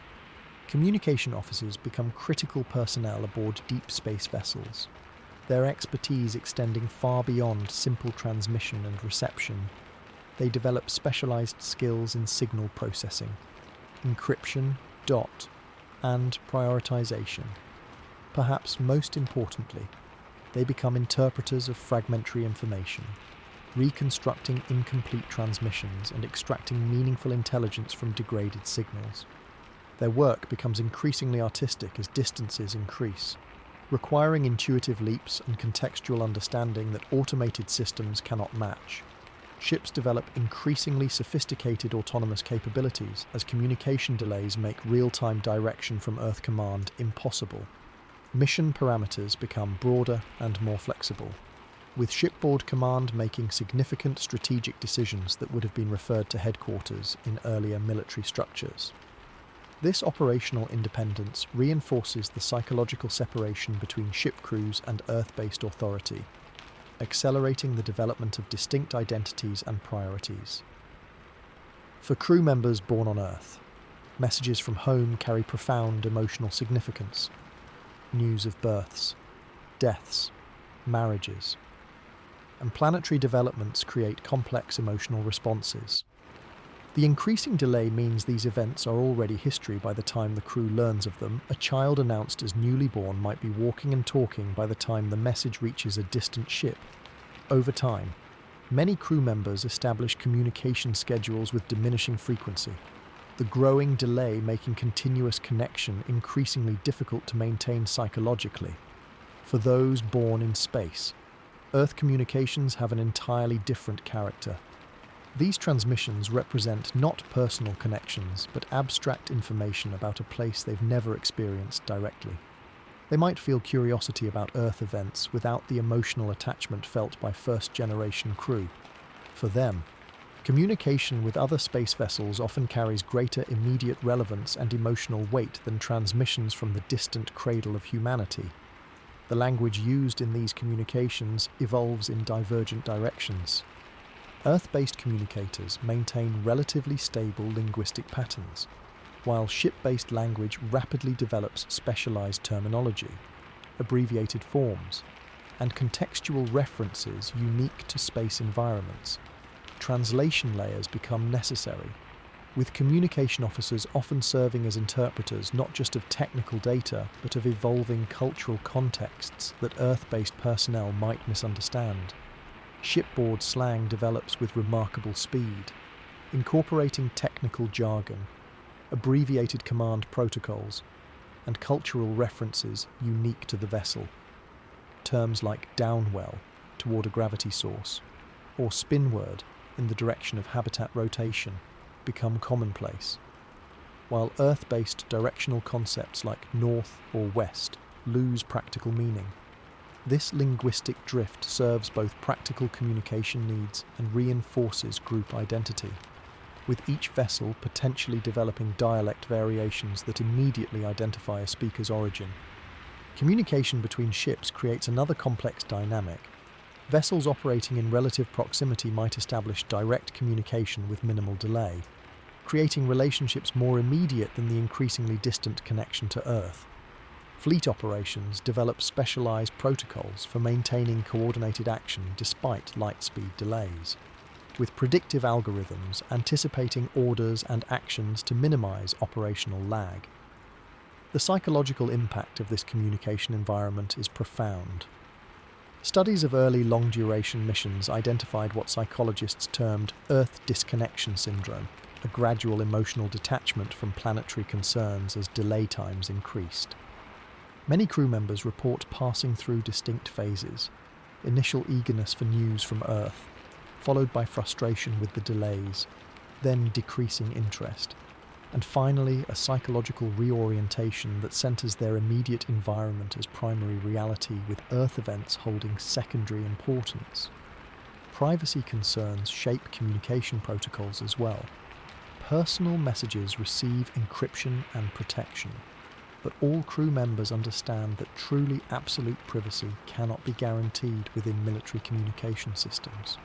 Cultural norms develop around this reality, with implicit agreements about what information remains truly private versus what might potentially be accessed by command under certain circumstances. These understandings further differentiate ship culture from Earth expectations of communication privacy. The most profound communication events often involve first contact with previously unknown vessels or settlements. After extended isolation, encountering another human outpost creates intense emotional and psychological responses. Elaborate protocols develop for these encounters, balancing security concerns with the deep human desire for connection. Initial exchanges follow carefully structured formats, gradually expanding into broader information sharing as trust develops. These encounters often trigger festival-like celebrations aboard both vessels, with communication channels remaining open for extended periods as crews exchange stories, cultural developments, and technical innovations. As generation ships move beyond our solar system, the ultimate communication challenge emerges, maintaining connection with vessels that will eventually move beyond practical contact range entirely. These final exchanges carry enormous cultural and psychological significance, often marked by elaborate ceremonies acknowledging that these communications may be the last between these human communities.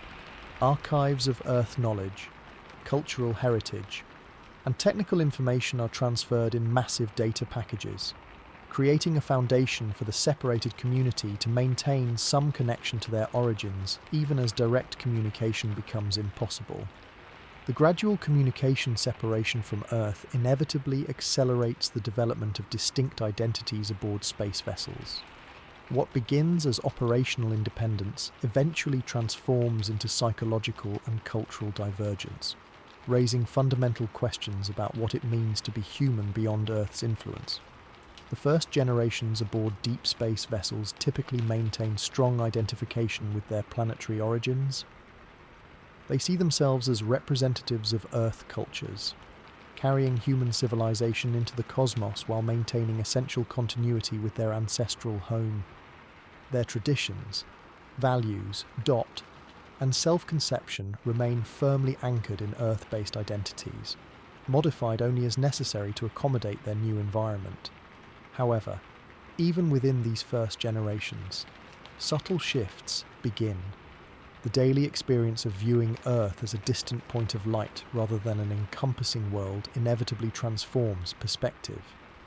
The constant awareness of the void, the intimate dependence on shipboard systems, and the intensity of relationships in confined environments begin reshaping values and priorities.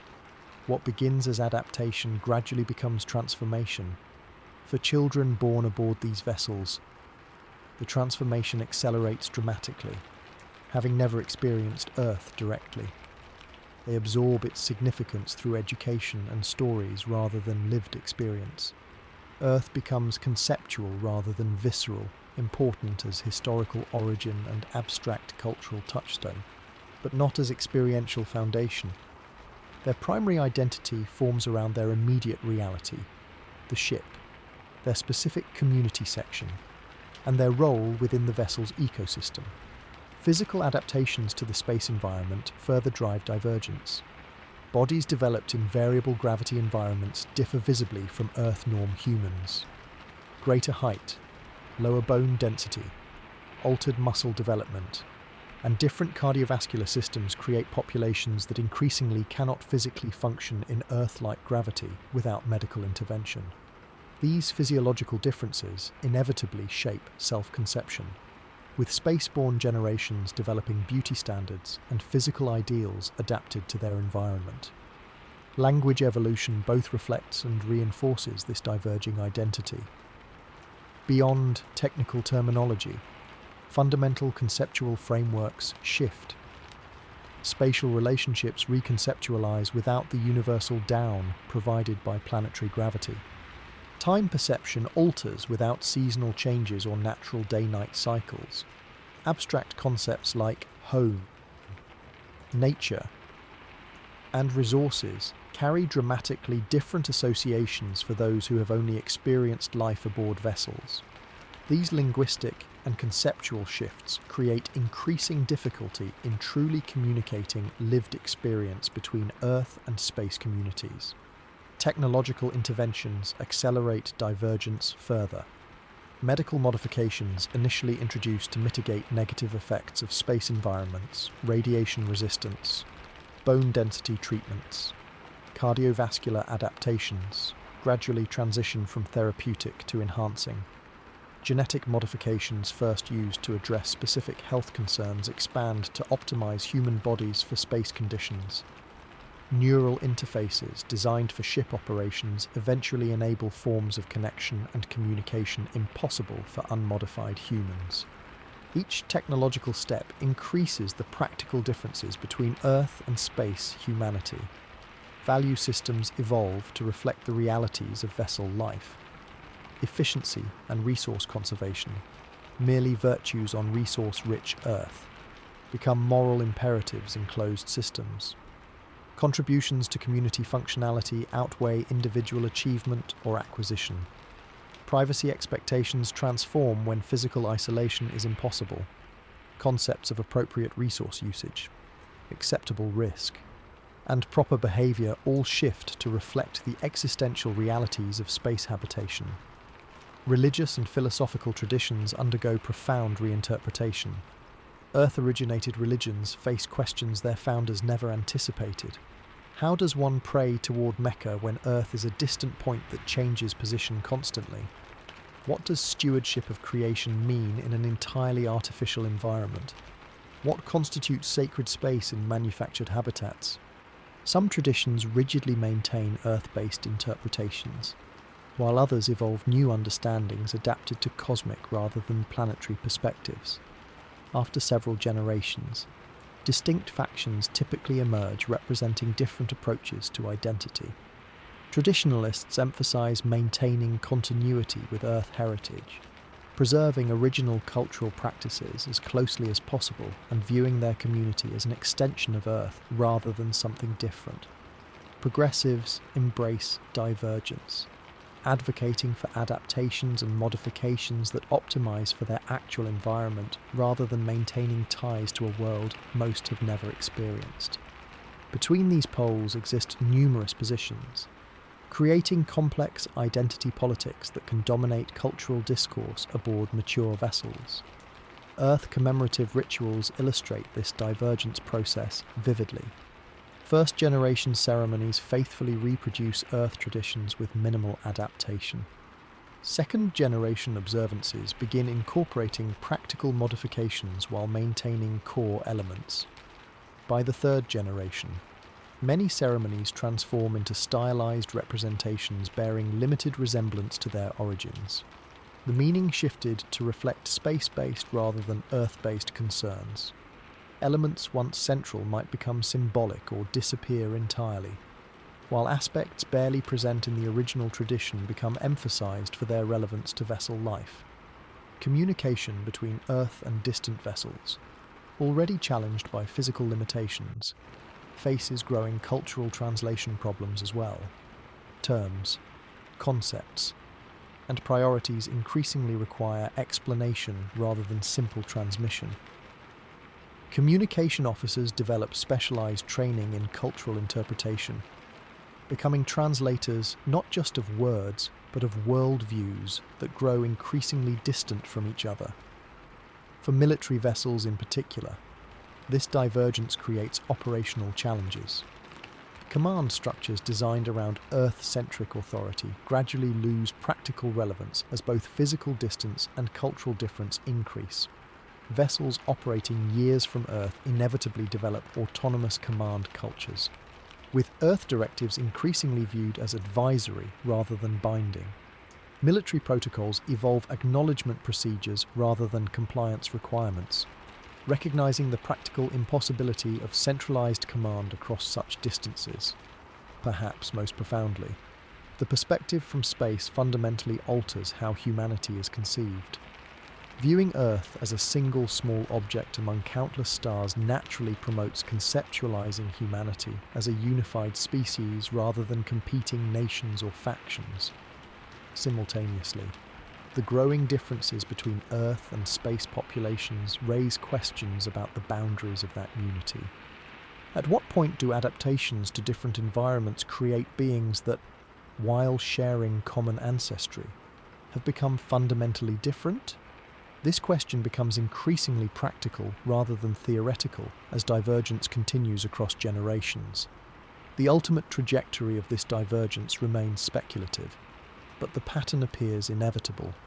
The longer and farther humans travel from Earth, the more they become something new, shaped by different environments, different challenges, and different possibilities than their planetary ancestors, rather than representing a loss.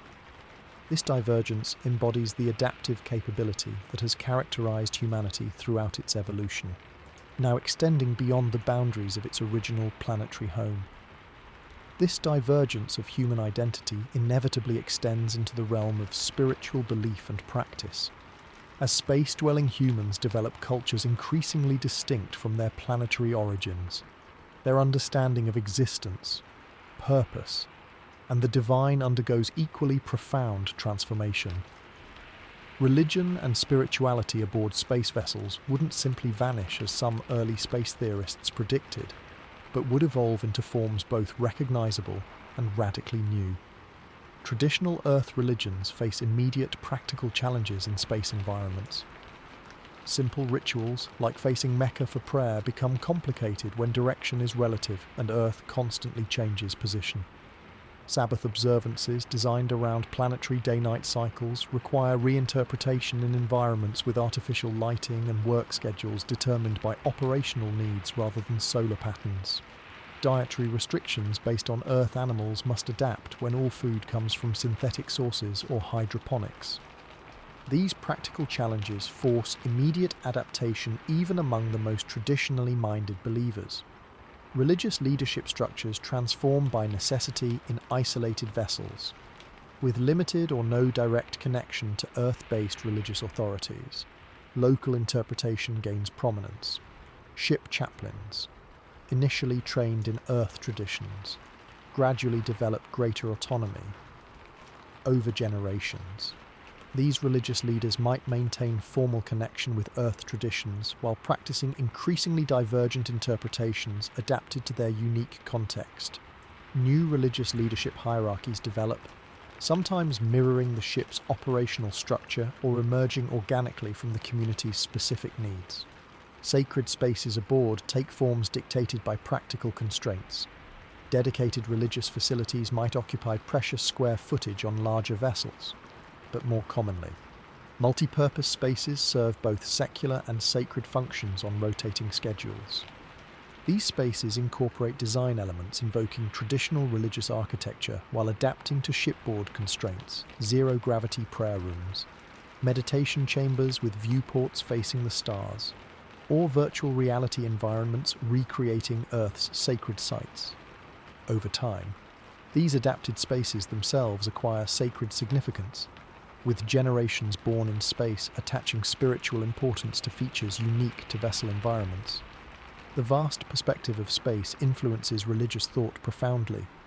Constant visual awareness of countless stars, distant galaxies, and the sheer scale of the cosmos creates immediate experiential context for contemplating humanity's place in existence. This perspective tends to accelerate certain religious trends. The diminishment of anthropocentrism, increased emphasis on unity rather than division, and reinterpretation of creation narratives to incorporate cosmic rather than merely planetary scope. Religious traditions that readily incorporate this expanded perspective often gain adherents over those resistant to cosmological reframing.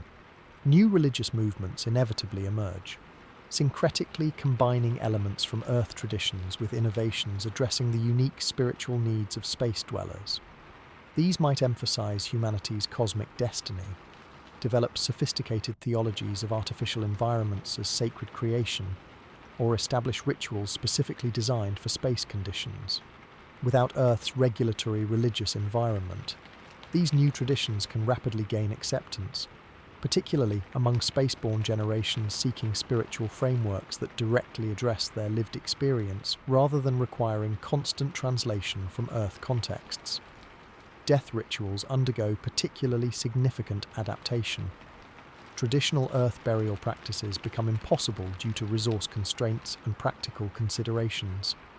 new approaches emerge.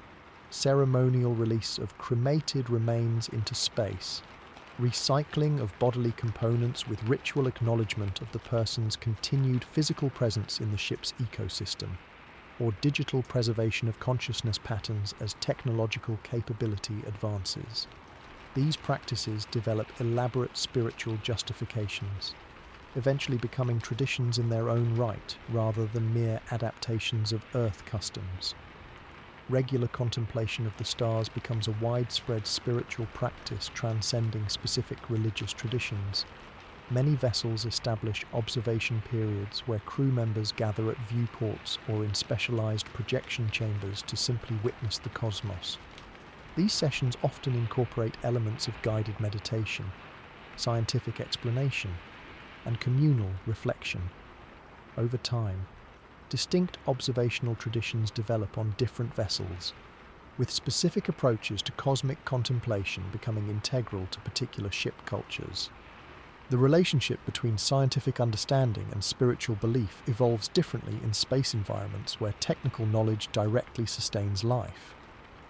Rather than the conflict model that characterized some Earth traditions, integrated approaches predominate, with religious frameworks explicitly incorporating scientific understanding, while scientific education acknowledges spiritual dimensions of cosmic exploration.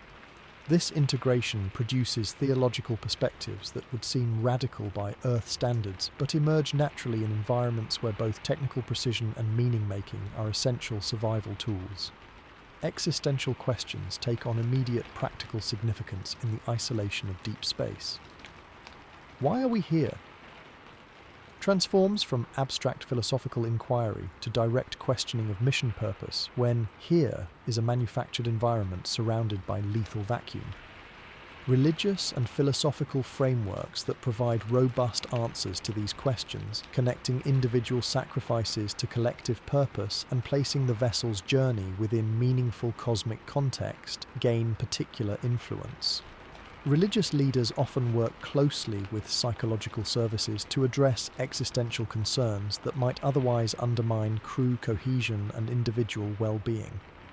The transmission of religious traditions between generations becomes a conscious process rather than an assumed cultural inheritance. Parents and community leaders make explicit decisions about which elements of Earth religious heritage to emphasize, which to adapt, and which to set aside. This deliberate approach to religious education often produces more theologically sophisticated understanding even among ordinary practitioners, as spaceborne generations inherit not just practices, but the reasoning behind adaptations. Religious education frequently incorporates comparative elements, ensuring awareness of both Earth traditions and space-developed variations.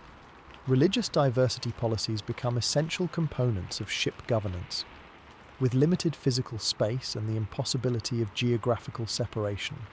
Different faith communities must develop formal and informal agreements about shared resources, mutual respect boundaries, and methods for resolving conflicts.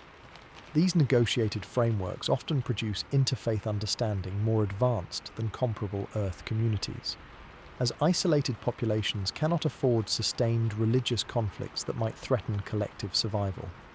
As ships encounter potential evidence of extraterrestrial intelligence, religious frameworks face their most profound challenge. Theological systems developed around human uniqueness require significant reconstruction when confronting the possibility of other sentient species. Some traditions adapt readily, extending concepts of divine creation or cosmic consciousness to encompass diverse intelligent life forms. Others undergo schism between traditionalists maintaining human-centered theology and reformists embracing more inclusive cosmological understanding. These tensions create complex religious landscapes aboard vessels engaged in first contact scenarios. The continuous integration of spiritual frameworks with practical survival needs ultimately produces religious expressions uniquely adapted to space existence, neither simple extensions of Earth traditions nor purely utilitarian constructs, but evolving cultural systems that simultaneously address practical realities and transcendent questions. In this evolution, we see perhaps the clearest expression of humanity's remarkable adaptability, extending meaning-making capacities beyond the planetary context in which they originally developed. The development of adaptive spiritual frameworks directly contributes to another crucial aspect of space vessel society: the capacity to manage crises and maintain collective resilience through extreme challenges. In environments where system failures can mean death within minutes, developing robust crisis response capability becomes not just an operational requirement, but a defining cultural characteristic. Crisis preparation begins with the vessel's physical design. Every critical system incorporates multiple redundancies, from duplicate life support components to distributed power generation to compartmentalized hull sections that can be isolated during breaches. These engineering features provide the physical foundation for crisis management, creating survivable scenarios from events that would otherwise be catastrophic. The most sophisticated vessels operate on N+3 redundancy principles, maintaining primary systems plus 3 independent backups for every critical function. Training for emergency response begins during initial orientation and never truly ends. All crew members, regardless of primary assignment, learn basic emergency protocols within their first days aboard. These include atmosphere loss procedures, fire suppression techniques, radiation event responses, and emergency medical interventions.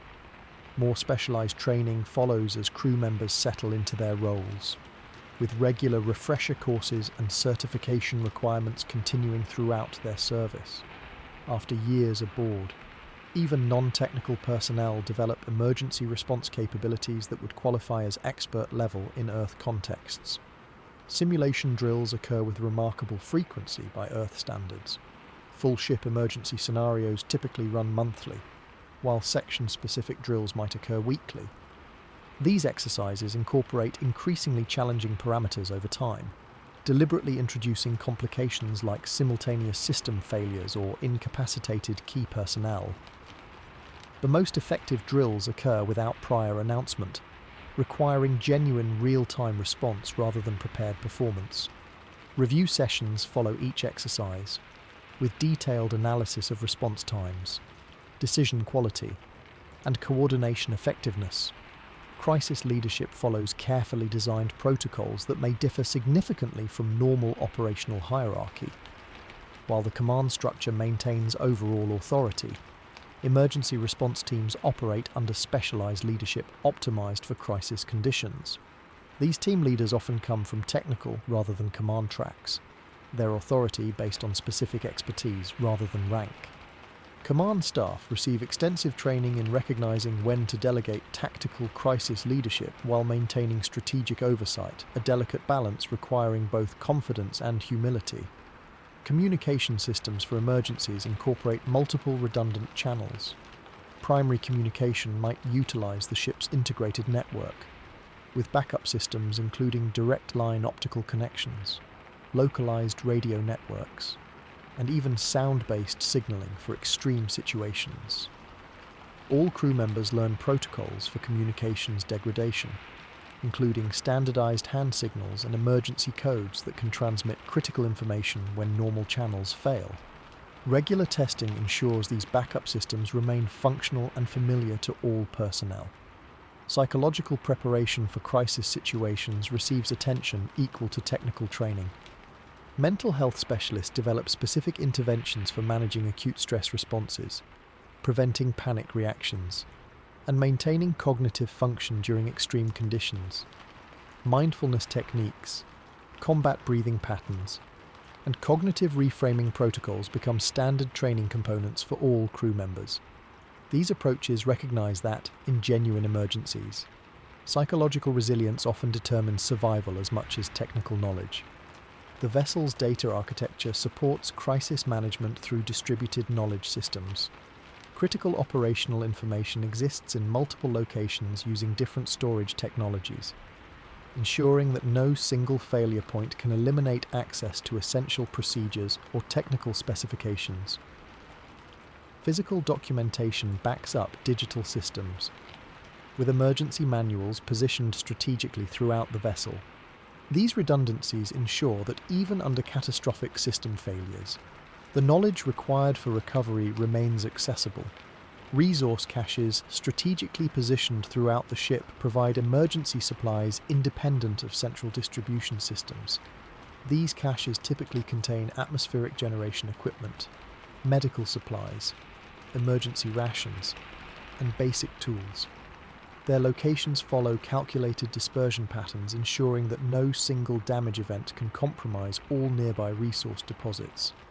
Regular inventory verification ensures these supplies remain ready for immediate use, with rigorous replacement schedules for time-sensitive materials. Historical analysis of past incidents becomes a core component of ongoing crisis preparation. Detailed records of every significant failure or emergency, both from the vessel's own history and from other ships when available, undergo thorough examination to extract lessons and improve future response. These case studies become teaching tools, with senior crew members often sharing personal experiences from past incidents as part of training younger personnel.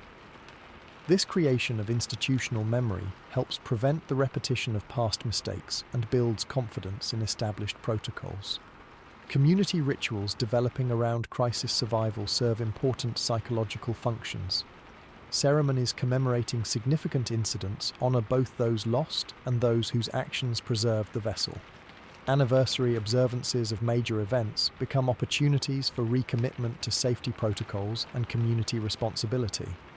These rituals transform potentially traumatic memories into sources of collective identity and resolve, reinforcing the crew's confidence in their ability to face future challenges.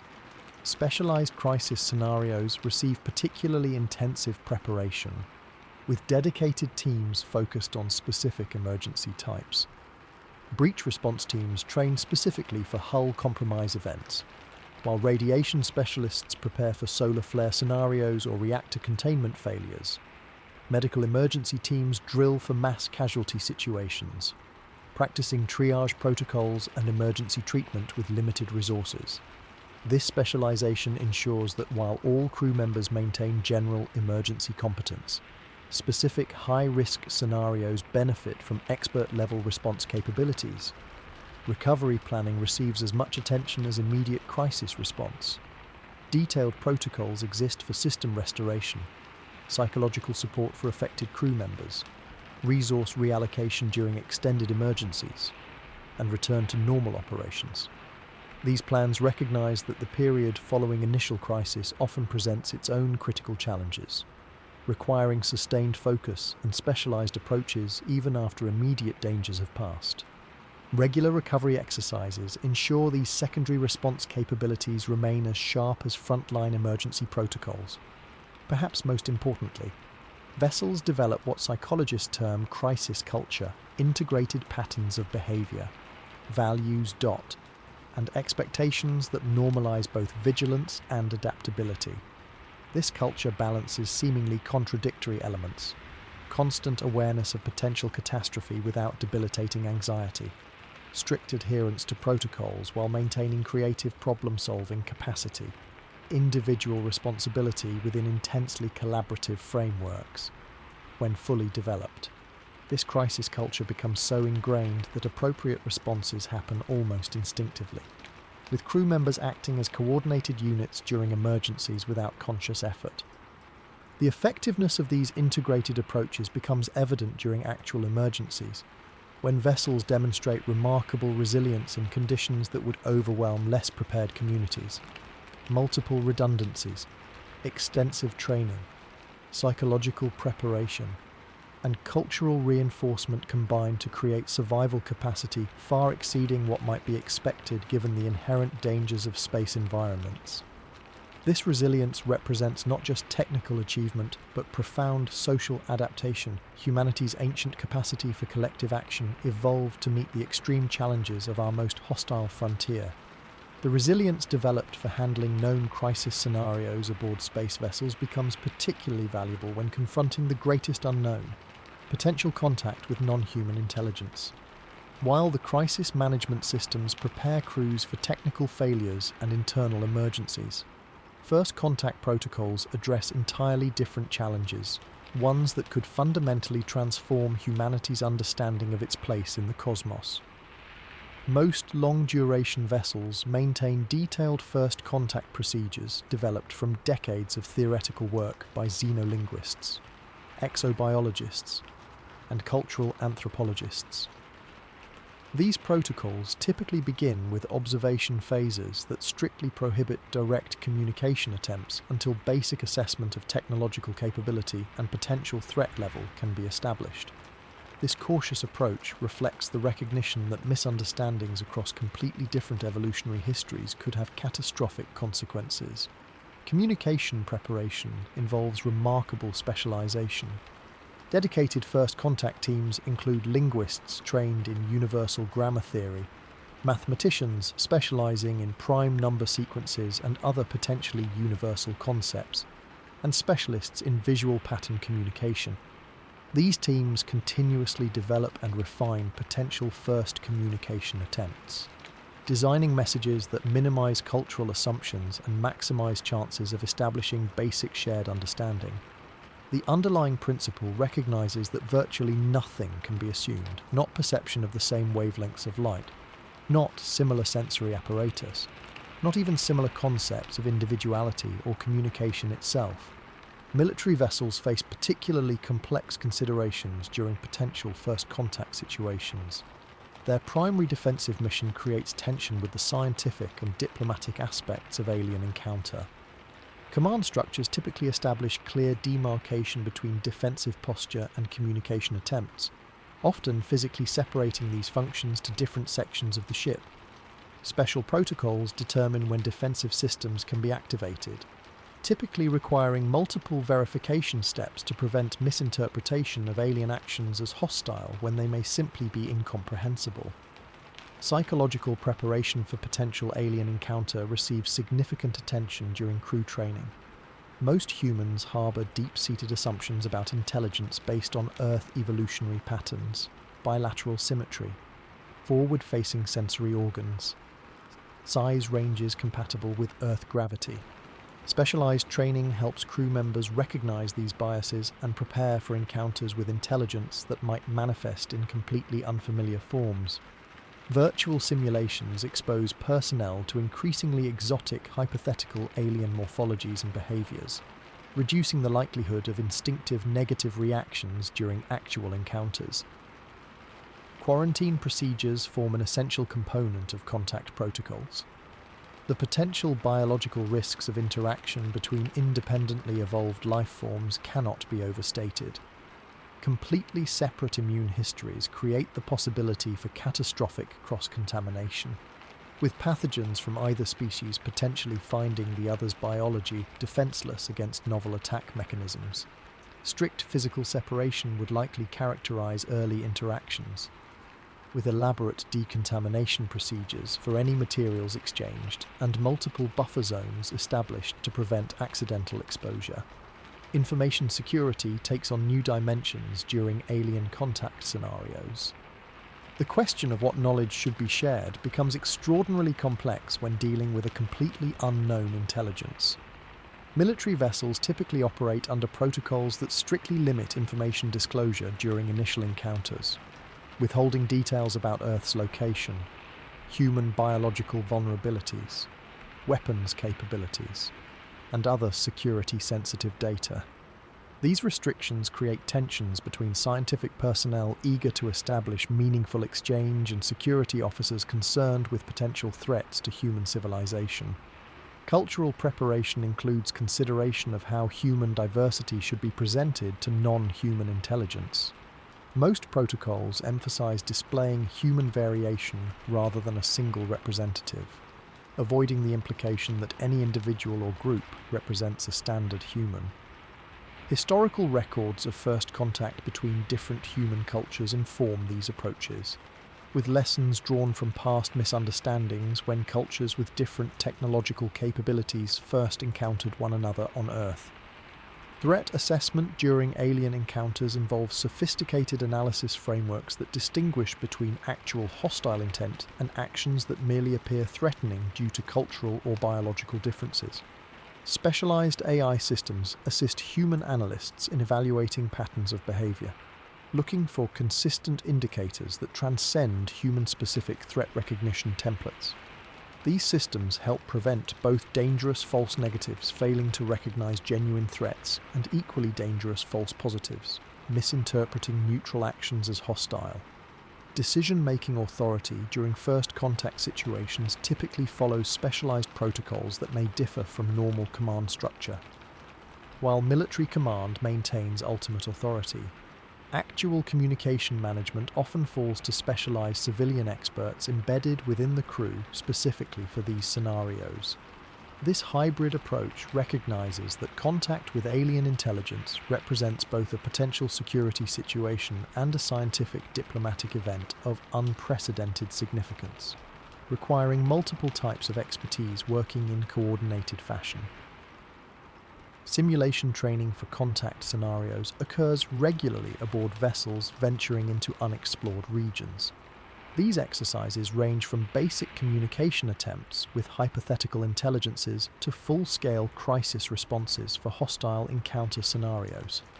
The most sophisticated training incorporates emergent AI systems programmed to behave in genuinely unpredictable ways, creating encounters that force crews to adapt to truly novel situations rather than following predetermined scripts. These exercises frequently reveal hidden assumptions and biases that can then be addressed before actual encounters. The philosophical and religious implications of contact receive careful consideration in preparation protocols. Specialized counselors work with crew members from various belief systems to develop frameworks for integrating the existence of non-human intelligence into their worldviews. Historical precedents from Earth history, when isolated human populations first learned they were not alone, provide valuable insights into the psychological processes that communities undergo when fundamental assumptions about their place in existence are challenged. Contact with even microbial extraterrestrial life would transform human understanding across multiple disciplines. Encountering completely independent evolutionary pathways would provide unprecedented comparison cases for biology, potentially revealing which aspects of Earth life represent universal principles and which are merely contingent products of our particular evolutionary history. The discovery of novel biochemistry could revolutionize medicine, materials science, and numerous other fields.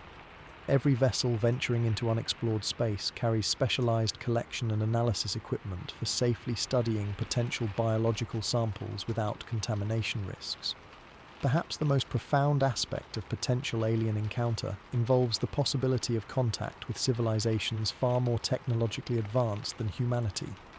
Most serious xenocontact theorists acknowledge that any spacefaring civilization we encounter may be thousands or even millions of years ahead of human development, creating unprecedented asymmetrical contact scenarios. Protocols for such encounters emphasize extreme caution, careful observation, and measured responses that avoid both provocative actions and appearances of weakness that might invite exploitation. The potential transformation of human society following confirmed contact cannot be overstated. The knowledge that humanity is not alone in the universe would challenge fundamental assumptions across virtually every human belief system and cultural tradition. Vessels making such contact would bear extraordinary responsibility, not just for managing the immediate encounter, but for how that information is eventually communicated back to human civilization. The enormous time delays in deep space communication might actually prove beneficial in this context, allowing careful consideration of how such world-changing information should be presented. While crews prepare extensively for potential first contact, they simultaneously develop equally sophisticated approaches to the universal human experiences of aging and death within the unique context of deep space environments. The cycle of life aboard space vessels takes forms both familiar and utterly novel, shaped by the distinctive constraints and opportunities of enclosed artificial habitats. Birth aboard established space vessels follows carefully developed protocols balancing medical safety with cultural significance. Most larger vessels maintain specialized medical facilities specifically designed for childbirth in variable gravity environments.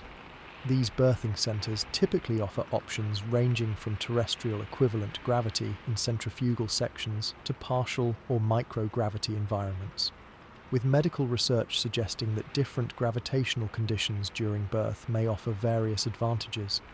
The birth of a new crew member represents a significant community event, often marked by ceremonies that formally welcome the child into the ship's population and acknowledge their place in the continuing mission. Early childhood development in space environments differs significantly from terrestrial patterns. Without constant gravity providing resistance, spaceborne infants develop motor skills in unique sequences, what terrestrial developmental psychologists consider milestone behaviours: rolling over, period, crawling, walking, may occur in completely different orders or manifest as entirely different movement patterns adapted to three-dimensional navigation. Specialised paediatric practitioners monitor this development, distinguishing between healthy space-adapted development and potential problems requiring intervention. Childhood education specifically addresses the unique environment of space habitation. Young children learn emergency response protocols alongside basic language skills, absorbing crucial survival information through age-appropriate games and exercises. Safety consciousness becomes ingrained from the earliest ages, with even toddlers learning simplified versions of atmosphere loss procedures or fire responses. This integration of survival knowledge with general education creates individuals for whom safety awareness is not an imposed discipline but an instinctive component of their worldview. As individuals age aboard space vessels, their roles typically evolve through carefully designed career progression paths. Young adults generally begin with physically demanding positions requiring quick reflexes and high energy, gradually transitioning to more specialised technical roles as they gain experience. Mid-career personnel often serve as section leaders or specialists, while older crew members increasingly move into advisory, teaching, and administrative roles that leverage their accumulated experience while accommodating changing physical capabilities. Medical management of aging takes distinctive forms in space environments. The effects of microgravity accelerate certain aging processes while potentially slowing others. Bone density loss, muscle atrophy, and cardiovascular changes that naturally occur with terrestrial aging happen more rapidly in reduced gravity, requiring aggressive countermeasure programs, specialized exercise regimens, pharmaceutical interventions, and periodic rotation through higher gravity vessel sections help maintain physical function throughout the lifespan. These interventions allow productive contributions well into what would be considered advanced age by Earth standards. Retirement concepts differ dramatically from Earth norms. Without the arbitrary age-based retirement common in planetary societies, space vessels typically implement capacity-based role transitions. As physical capabilities change, crew members move into positions matched to their current abilities rather than leaving productive work entirely. This approach recognizes that in closed environments where every person represents significant investment of community resources, continued contribution remains valuable throughout the lifespan. Many vessels formalize these transitions with ceremonies acknowledging the changing nature of contribution rather than its cessation. The understanding of elderhood takes unique forms in space societies, with extended families often dispersed throughout different vessel sections or even different ships. Traditional grandparent roles evolve into broader community elder functions. Older crew members frequently serve as knowledge repositories, historical witnesses, and cultural transmitters for the entire community rather than just their biological descendants. Formal and informal mentorship systems pair elders with younger crew members, ensuring critical experiential knowledge transfers between generations, particularly for skills difficult to capture in technical documentation. Living spaces adapt to changing needs throughout the life cycle. Young families might occupy quarters near educational facilities, while older individuals might relocate to sections offering medical proximity or reduced transit requirements. Some vessels designate specific areas for elder community living, combining private quarters with enhanced medical monitoring and community spaces designed for knowledge transmission activities. These residential patterns reflect practical considerations while reinforcing intergenerational connections essential to community cohesion. End-of-life care aboard space vessels integrates practical necessity with dignity and respect. Advanced medical directives become standard for all adult crew members, clearly establishing treatment preferences and decision-making authorities. Palliative care specialists work within the constraints of limited resources while maintaining commitment to comfort and pain management.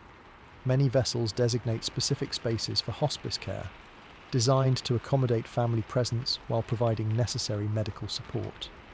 These areas often feature viewport access or immersive projection systems showing stars, recognizing the psychological importance of connection to the cosmos during life transitions. Death rituals aboard space vessels reflect both practical constraints and deep human needs for meaningful closure. Traditional Earth-based body disposition methods like burial become impossible due to resource limitations, while cremation presents technical challenges in closed atmospheric systems. Most vessels develop alternative approaches: ceremonial release of processed remains into space during dedicated memorial events, conversion of remains into memorial objects like crystalline structures that families can keep, or incorporation into the ship's botanical systems as nutrients, literally becoming part of the life support cycle that sustains the community. Memorial practices emphasize continuation and integration rather than separation and loss. Physical memorial spaces typically occupy prominent locations, often incorporating elements that serve ongoing functions: garden areas nourished by processed remains, memorial walls that double as structural elements, or data repositories containing the deceased's knowledge and stories accessible to the community. These approaches reflect the practical reality that in closed systems, nothing truly disappears but rather transforms into new forms, a physical truth that shapes spiritual understanding of death. The psychological processing of grief receives careful attention within space communities. The inability to physically distance oneself from locations associated with the deceased creates challenges unknown in planetary societies where relocation can provide psychological space. Counseling protocols specifically address this confined grieving process, helping crew members integrate loss experiences while maintaining necessary daily functions. Community support rituals often incorporate practical assistance alongside emotional support, recognizing that in task-critical environments, unprocessed grief presents both personal and collective risks. The continuity between generations takes on heightened significance in isolated vessels, where each life forms a crucial link in an unbroken chain stretching from Earth into the cosmos. Detailed records preserve not just technical knowledge, but personal histories, ensuring that each individual's contribution remains acknowledged in the ongoing story of the mission. DNA banks maintain genetic material from all crew members, serving both practical diversity needs and symbolic continuation of each person's physical legacy within the community. These practices create a distinctive relationship with mortality, one that acknowledges its inevitability while emphasizing the enduring significance of each life within the greater mission. The acknowledgement of each individual's contribution within space vessel communities directly connects to another essential social structure: the systems of law and justice that govern these isolated societies. While death rituals honor individuals' past contributions, legal frameworks guide ongoing interactions and resolve the inevitable conflicts that arise in closed environments where escape and avoidance are impossible options. Legal systems aboard space vessels evolve distinctive characteristics reflecting their unique environment. Most begin with foundational documents establishing basic rights, responsibilities, and governance structures, essentially constitutions for these mobile micro-societies. These documents typically emerge from the original mission parameters but evolve through formal amendment processes as the community's needs and values develop over time. The tension between military authority and civilian rights receives particular attention, with carefully delineated boundaries establishing when command authority can override individual freedoms in the interest of vessel safety. Judicial structures aboard space vessels necessarily differ from Earth-based systems due to resource constraints and community size. Most establish multi-tier approaches to dispute resolution, beginning with informal mediation for minor conflicts. Trained conflict resolution specialists, often crew members who perform these duties alongside their primary roles, facilitate these sessions, helping parties reach mutually acceptable solutions without formal proceedings. This emphasis on mediation reflects both practical necessity and the recognition that in closed environments, restored relationships often matter more than abstract justice. For more serious matters, formal judicial proceedings become necessary.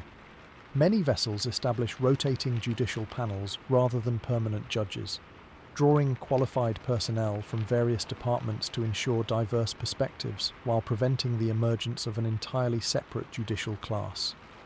These panels typically include both specialists in vessel law and representatives from the general crew population, balancing expertise with community standards. Proceedings are usually more streamlined than Earth equivalents, focusing on establishing facts and finding effective resolutions rather than procedural complexity. Criminal matters present unique challenges in environments where traditional incarceration is impractical due to space limitations and personnel needs. Minor offences typically result in restricted privileges, additional duty assignments, or mandated counselling rather than confinement. For serious offences that would merit incarceration on Earth, vessels develop alternative approaches, closely monitored restriction to specific ship sections, temporary duty reassignment to isolated but necessary functions, or in the most extreme cases, induced suspension in medical stasis for predetermined periods. This last option, essentially placing the offender in a medically induced coma for their sentence duration, remains highly controversial but exists in the protocols of many deep space vessels as a last resort option for dangerous individuals who cannot be otherwise managed. Rehabilitation receives significant emphasis in space vessel justice systems. The practical reality that offenders cannot be permanently removed from the community necessitates effective reintegration approaches. Therapeutic intervention becomes a standard component of consequences for antisocial behaviour, with psychological services working closely with the judicial system. Monitoring technologies allow for close supervision of individuals with history of dangerous behaviour while allowing them to continue contributing productively to vessel operations in appropriate capacities. The concept of exile, a traditional punishment in many Earth societies, transforms into near-mythical status aboard established vessels. The formal removal of citizenship and expulsion from the community represents an almost unthinkable penalty, effectively a death sentence in environments where survival depends on community membership. Some vessel legal codes maintain exile as a theoretical maximum penalty for the most extreme crimes, though in practice, alternative approaches like permanent medically induced suspension or extremely restricted containment typically replace actual expulsion. Privacy considerations shape both criminal investigation and judicial proceedings. The omnipresent monitoring systems necessary for vessel safety create environments where traditional Earth concepts of privacy require reconsideration.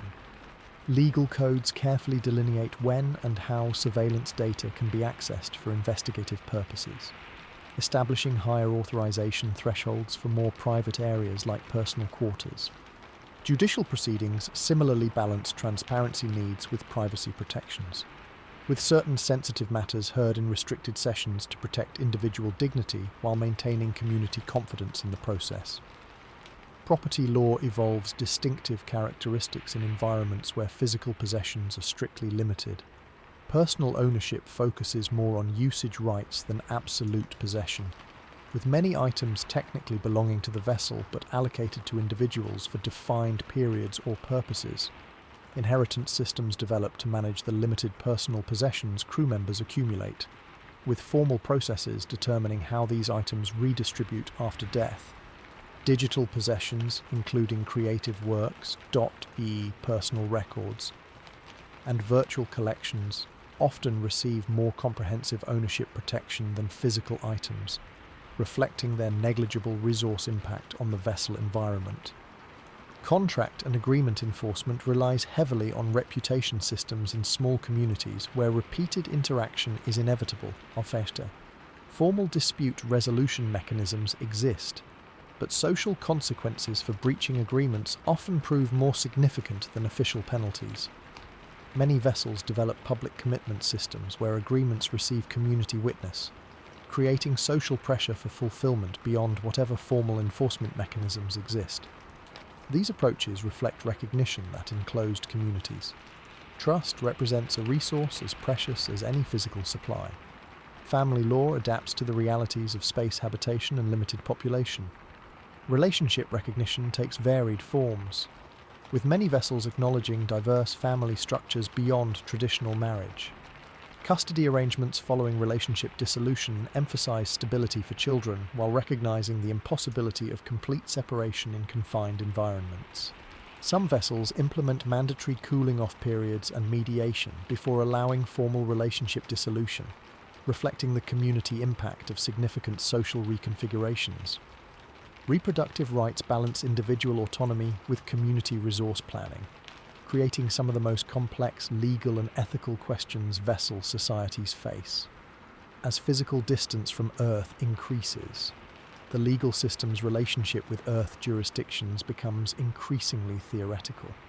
While early missions typically maintain formal connection to Earth legal authorities, practical realities of communication delay and diverging social conditions inevitably lead to greater autonomy. Most vessels maintain procedures for consulting Earth legal expertise on complex matters, but these increasingly function as advisory rather than binding input. Over generations, vessel legal systems evolve distinct characteristics reflecting their specific community needs rather than Earth traditions, though core principles of fairness, individual rights, and community welfare typically remain recognizable. The physical environments that shape these distinctive legal systems also exert powerful influence on the human body itself. Extended habitation in space conditions triggers both intentional and unintentional physical changes, creating populations increasingly adapted to environments dramatically different from those that shaped human evolution. The most immediate physical adaptations occur in the musculoskeletal system. Without Earth's constant gravitational resistance, bone density decreases at approximately 1 to 2% per month in zero-gravity environments, if not actively countered. Muscle mass similarly diminishes without regular loading. Early space travelers experience these changes as purely negative, requiring aggressive countermeasures through exercise, medication, and nutrition. However, multi-generational space habitation leads to more complex adaptations, with bodies developing different structural characteristics optimized for low-gravity environments. Children born and raised in partial or zero gravity develop noticeably different physical characteristics from their Earth-born counterparts. Their typical growth patterns include greater height due to spinal elongation, lower bone density, yet differently distributed skeletal strength, and altered muscle development patterns emphasizing quick movement over sustained load-bearing. Their cardiovascular systems develop without the constant challenge of pumping blood against gravity, resulting in different heart sizes and vascular arrangements that function efficiently in their environment but would prove problematic under sustained Earth gravity. The vestibular system, responsible for balance and spatial orientation, undergoes particularly significant adaptation in spaceborne generations. Without consistent gravitational reference, children develop enhanced reliance on visual and tactile cues for orientation. Their neural processing of movement and position information differs fundamentally from Earth-evolved patterns, allowing more intuitive navigation in three-dimensional environments without consistent up reference. These adaptations manifest behaviorally in movement patterns that would appear unusual or even awkward on Earth, but function perfectly in variable gravity conditions. Sensory adaptations extend beyond balance to other systems. Vision may alter subtly in response to the different light conditions aboard vessels, where artificial illumination creates consistent but fundamentally different visual environments than natural planetary light. Some research suggests enhanced sensitivity to subtle colour differences develops in populations raised under standardised lighting conditions. Hearing, similarly, adapts to the distinctive acoustic environments of space vessels, with their constant background mechanical sounds and unique reverberation patterns within metal structures. The immune system presents complex adaptation challenges. The closed environment of space vessels eliminates exposure to many terrestrial pathogens while potentially increasing exposure to others that thrive in closed systems. This altered microbial environment shapes immune development differently from Earth conditions.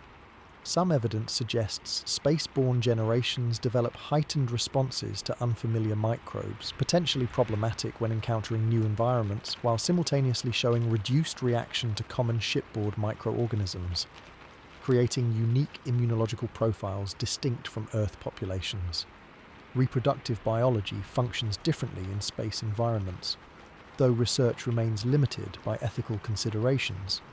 Conception appears unaffected by microgravity, but fetal development occurs under significantly different conditions than evolved on Earth.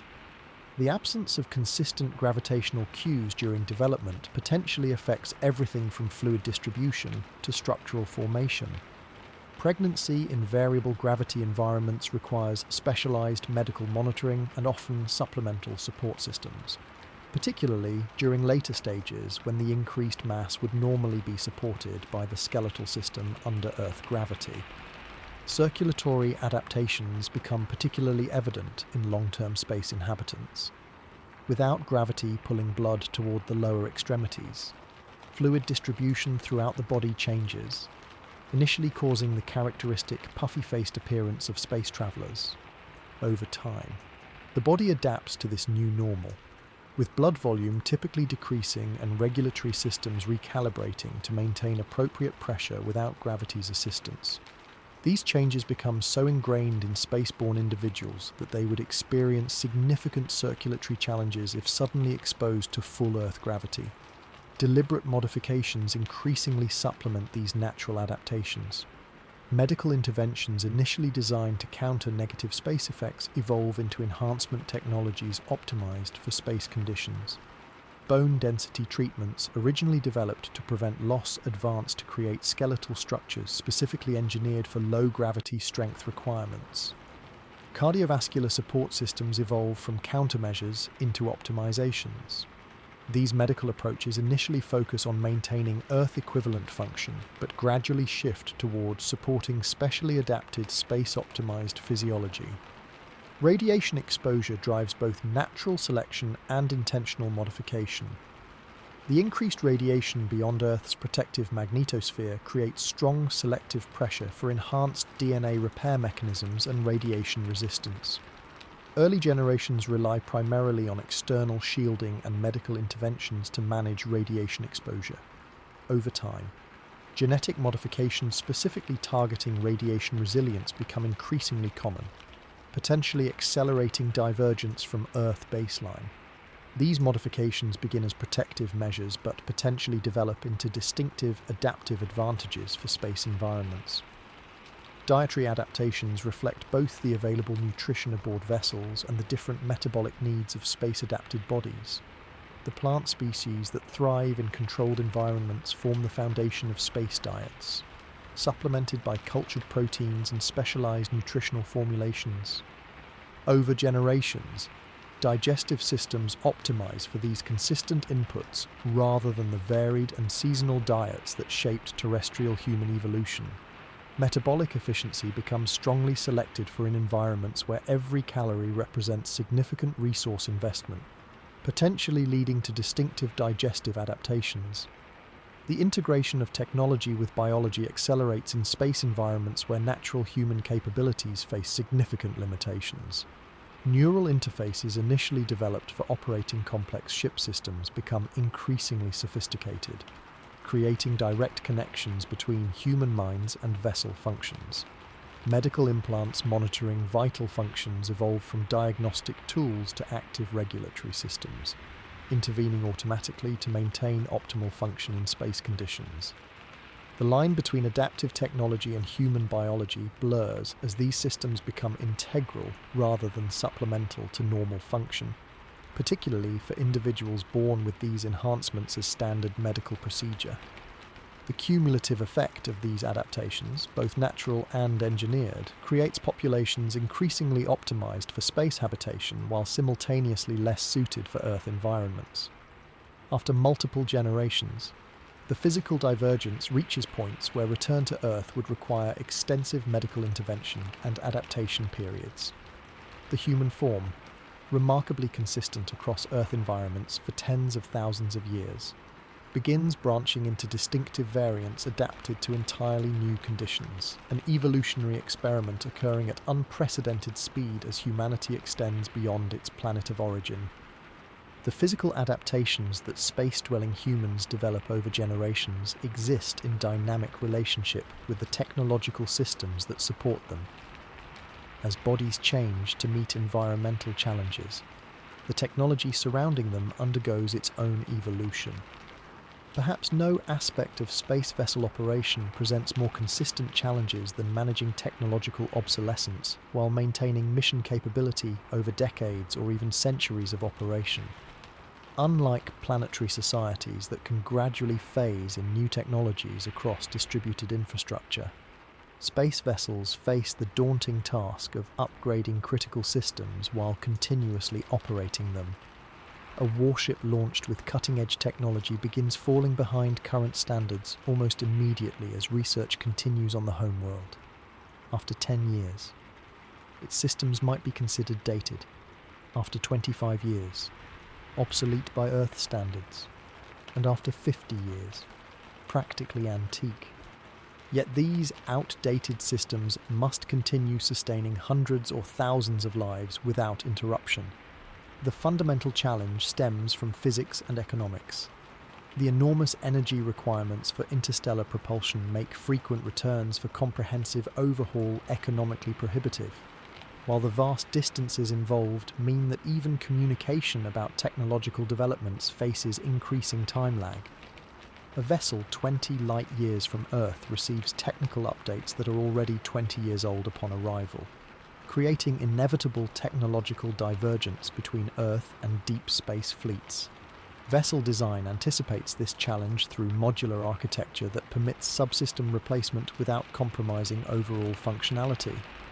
Critical systems incorporate standardized connection points and communication protocols, allowing component-level upgrades without complete system redesigns. Power distribution, data networks, and physical infrastructure include substantial excess capacity, accommodating future technologies with higher performance requirements than anticipated at launch. These design principles sacrifice some initial efficiency, but prove essential for long-term adaptability. Onboard manufacturing capabilities become critical for managing obsolescence. Early space vessels relied primarily on replacement parts carried from Earth, severely limiting adaptation to unforeseen needs. Modern deep space warships incorporate sophisticated fabrication facilities ranging from precision metallurgy to molecular-level electronics production. These manufacturing systems themselves receive priority upgrades, creating the foundational capability to produce other advanced components as needed. The most sophisticated vessels effectively contain miniature industrial bases capable of reproducing almost any technology given appropriate raw materials and design specifications. Technical knowledge management systems prevent critical information loss over generational timescales. Early space programs discovered the dangers of knowledge attrition when Apollo-era NASA engineers realized they had lost the practical expertise to build Saturn V rockets merely decades after the program ended. Long-duration vessels implement multiple redundant approaches to technical documentation, digital archives with regular verification and migration to new storage media, physical documentation for truly critical systems, and most importantly, living knowledge transmission through apprenticeship programs ensuring hands-on expertise transfers between generations. These overlapping systems protect against both media degradation and the subtle loss of tacit knowledge that occurs when experience isn't directly transmitted. innovation necessarily takes different forms aboard vessel communities compared to planetary societies. Without the vast resources and specialized research institutions of planets, vessel innovation tends toward practical improvements of existing systems rather than fundamental breakthroughs. Engineering teams develop cultures of incremental enhancement, the continuous identification and implementation of small efficiencies that cumulatively maintain system viability despite fundamental design aging. A life support system might undergo hundreds of minor modifications over decades, none revolutionary individually, but collectively transforming its performance and reliability beyond original specifications. Computational systems present particularly complex obsolescence challenges. The exponential improvement curves for computing technology on Earth mean that a vessel's computational infrastructure can fall generations behind planetary capabilities within decades. Yet these systems control everything from life support to weapons systems, making them impossible to simply deactivate for wholesale replacement. Vessel engineers develop specialized approaches for incremental computational upgrades, parallel implementation allowing old and new systems to operate simultaneously during transition periods, virtualization layers permitting legacy software to run on newer hardware, and modular replacement strategies targeting specific subsystems while maintaining overall integration. The relationship between human crew and technological systems evolves as both adapt to space environments. Early vessels designed interfaces based on Earth-standard human capabilities and expectations. As space-adapted populations develop distinctive physical and cognitive characteristics, interface design evolves to match these changed capabilities. Control systems begin incorporating the enhanced spatial awareness of spaceborne generations, while physical interfaces adapt to the different ergonomic needs of bodies developed in variable gravity. This co-evolution creates technology increasingly optimized for its actual users rather than Earth-standard humans, accelerating divergence from Earth design paradigms. Artificial intelligence systems undergo particularly interesting evolutionary trajectories aboard long-duration vessels. Initially implemented as advanced but fundamentally tool-like systems, vessel AIs accumulate enormous operational experience over decades of continuous function. Their extensive integration with ship systems combined with continuous machine learning creates emergent capabilities unforeseen by original programmers.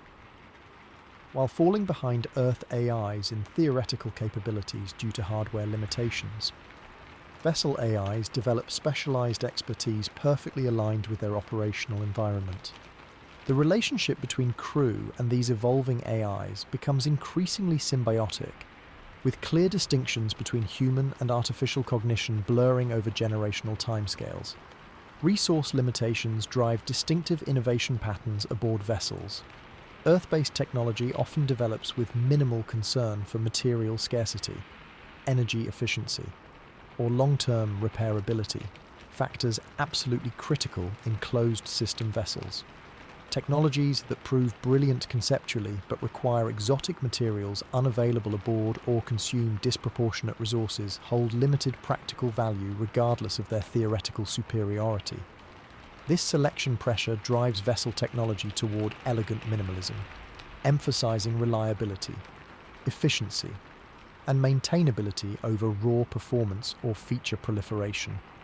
The management of technological obsolescence inevitably creates distinctive technological cultures aboard established vessels.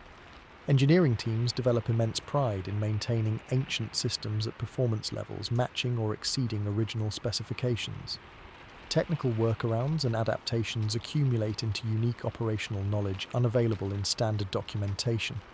Vessel-specific technical dialects emerge, incorporating specialized terminology for components and procedures unique to that vessel's evolutionary path. When vessels occasionally encounter each other after extended separation, these technological cultures become immediately apparent in how differently they've solved similar challenges with divergent approaches. The increasing divergence between Earth and vessel technology creates interesting interactions when communication finally arrives about revolutionary technological breakthroughs. Vessel engineers must evaluate these developments not merely on their theoretical merits, but on their practical implementability within existing systems and available resources.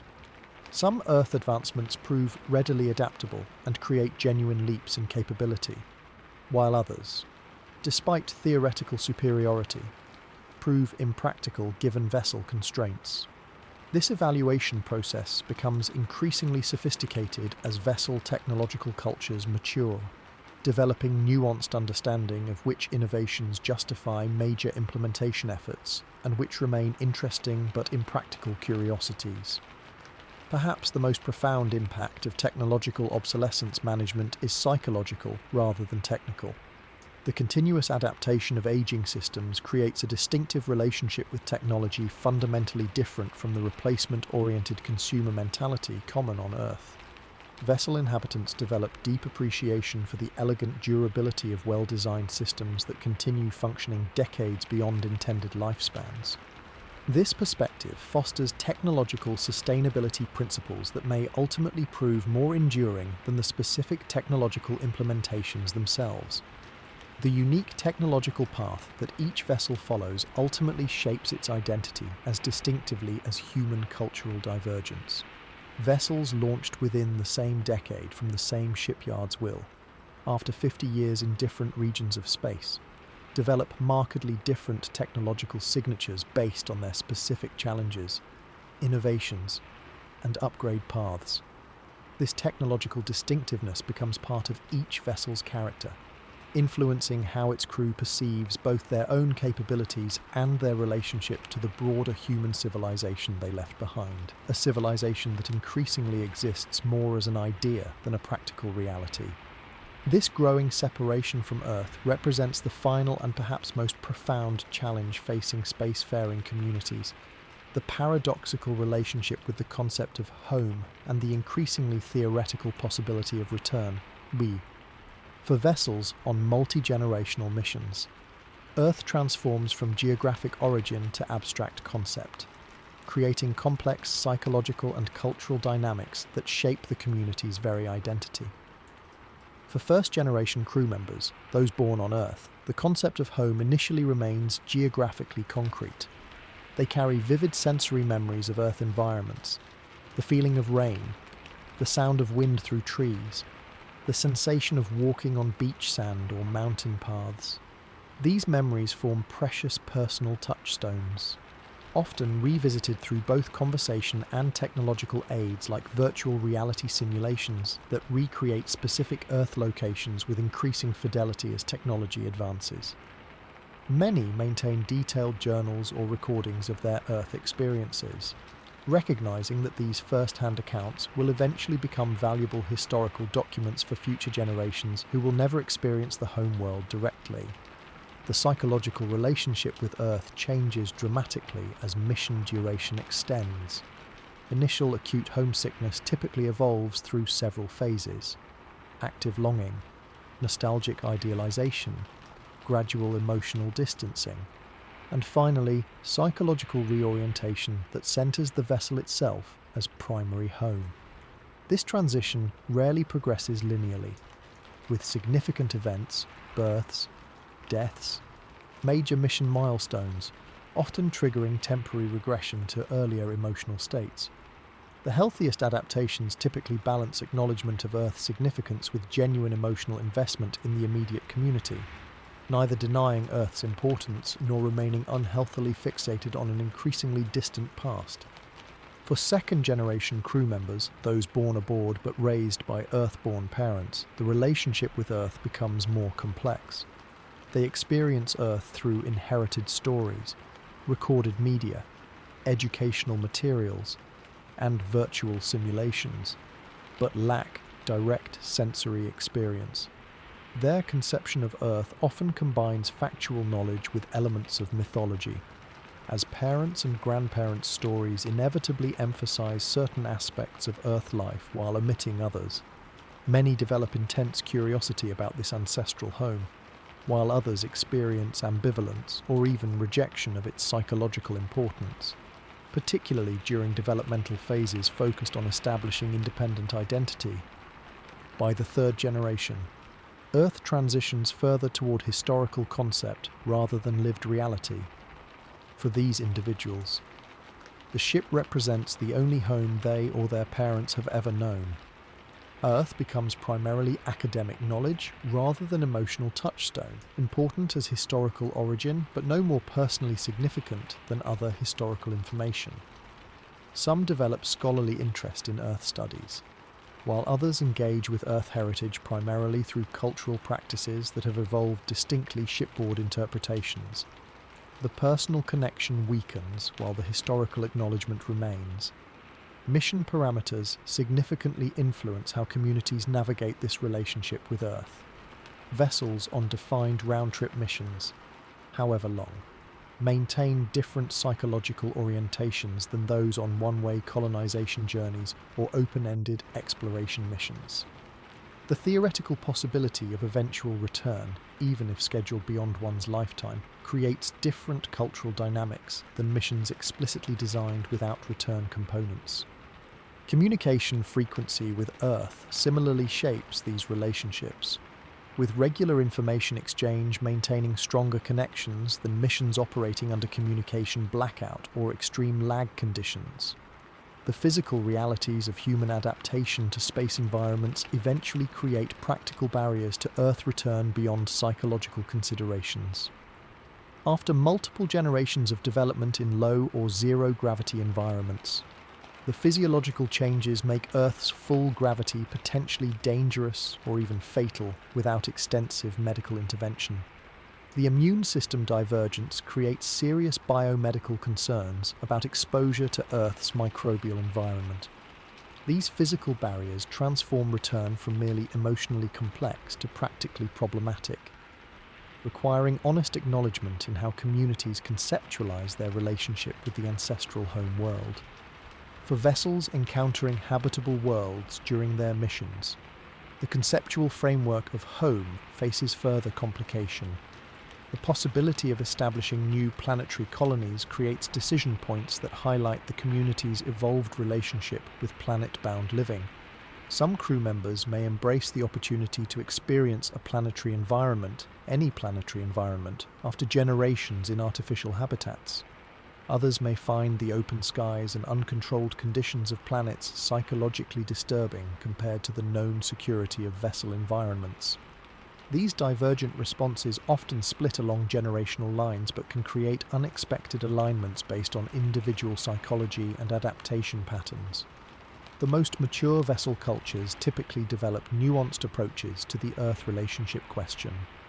Rather than simply abandoning Earth as relevant identity component or maintaining unhealthy fixation on return, they develop frameworks acknowledging Earth as crucial historical origin while fully embracing their present reality as space-dwelling civilization with its own valid identity and future trajectory.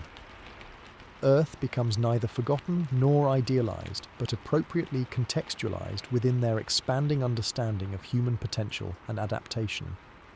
Many vessels formalize this relationship through commemorative practices that acknowledge Earth while centering current reality.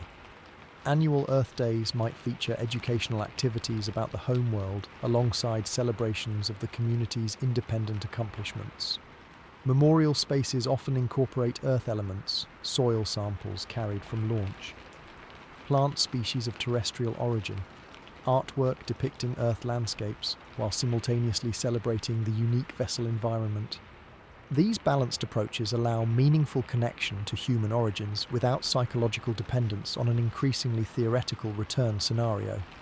As vessels encounter other human settlements or vessels after extended separation, these divergent relationships with Earth often become immediately apparent in cultural exchanges. Communities that have developed healthy independent identities while maintaining historical connection typically demonstrate greater psychological resilience than those maintaining rigid adherence to Earth-centric perspectives or those attempting to completely sever historical acknowledgement.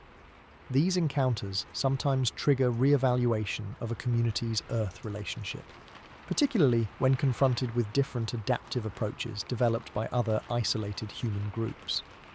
The ultimate question facing every deep space community eventually becomes not whether physical return to Earth remains possible, but whether it remains relevant to their evolved identity and purpose. After sufficient time and adaptation, the concept of returning home transforms into the more complex question of what home truly means for humans who have adapted to entirely new environments.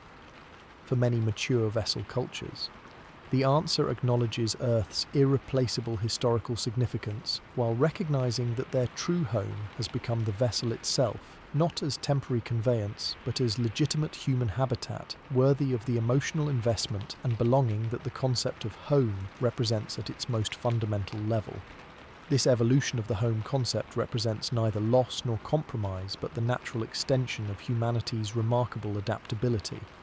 Just as human cultures on Earth develop diverse relationships with their specific environments, from desert nomads to Arctic communities to urban centres, space-dwelling humans develop authentic cultural adaptations to their unique circumstances.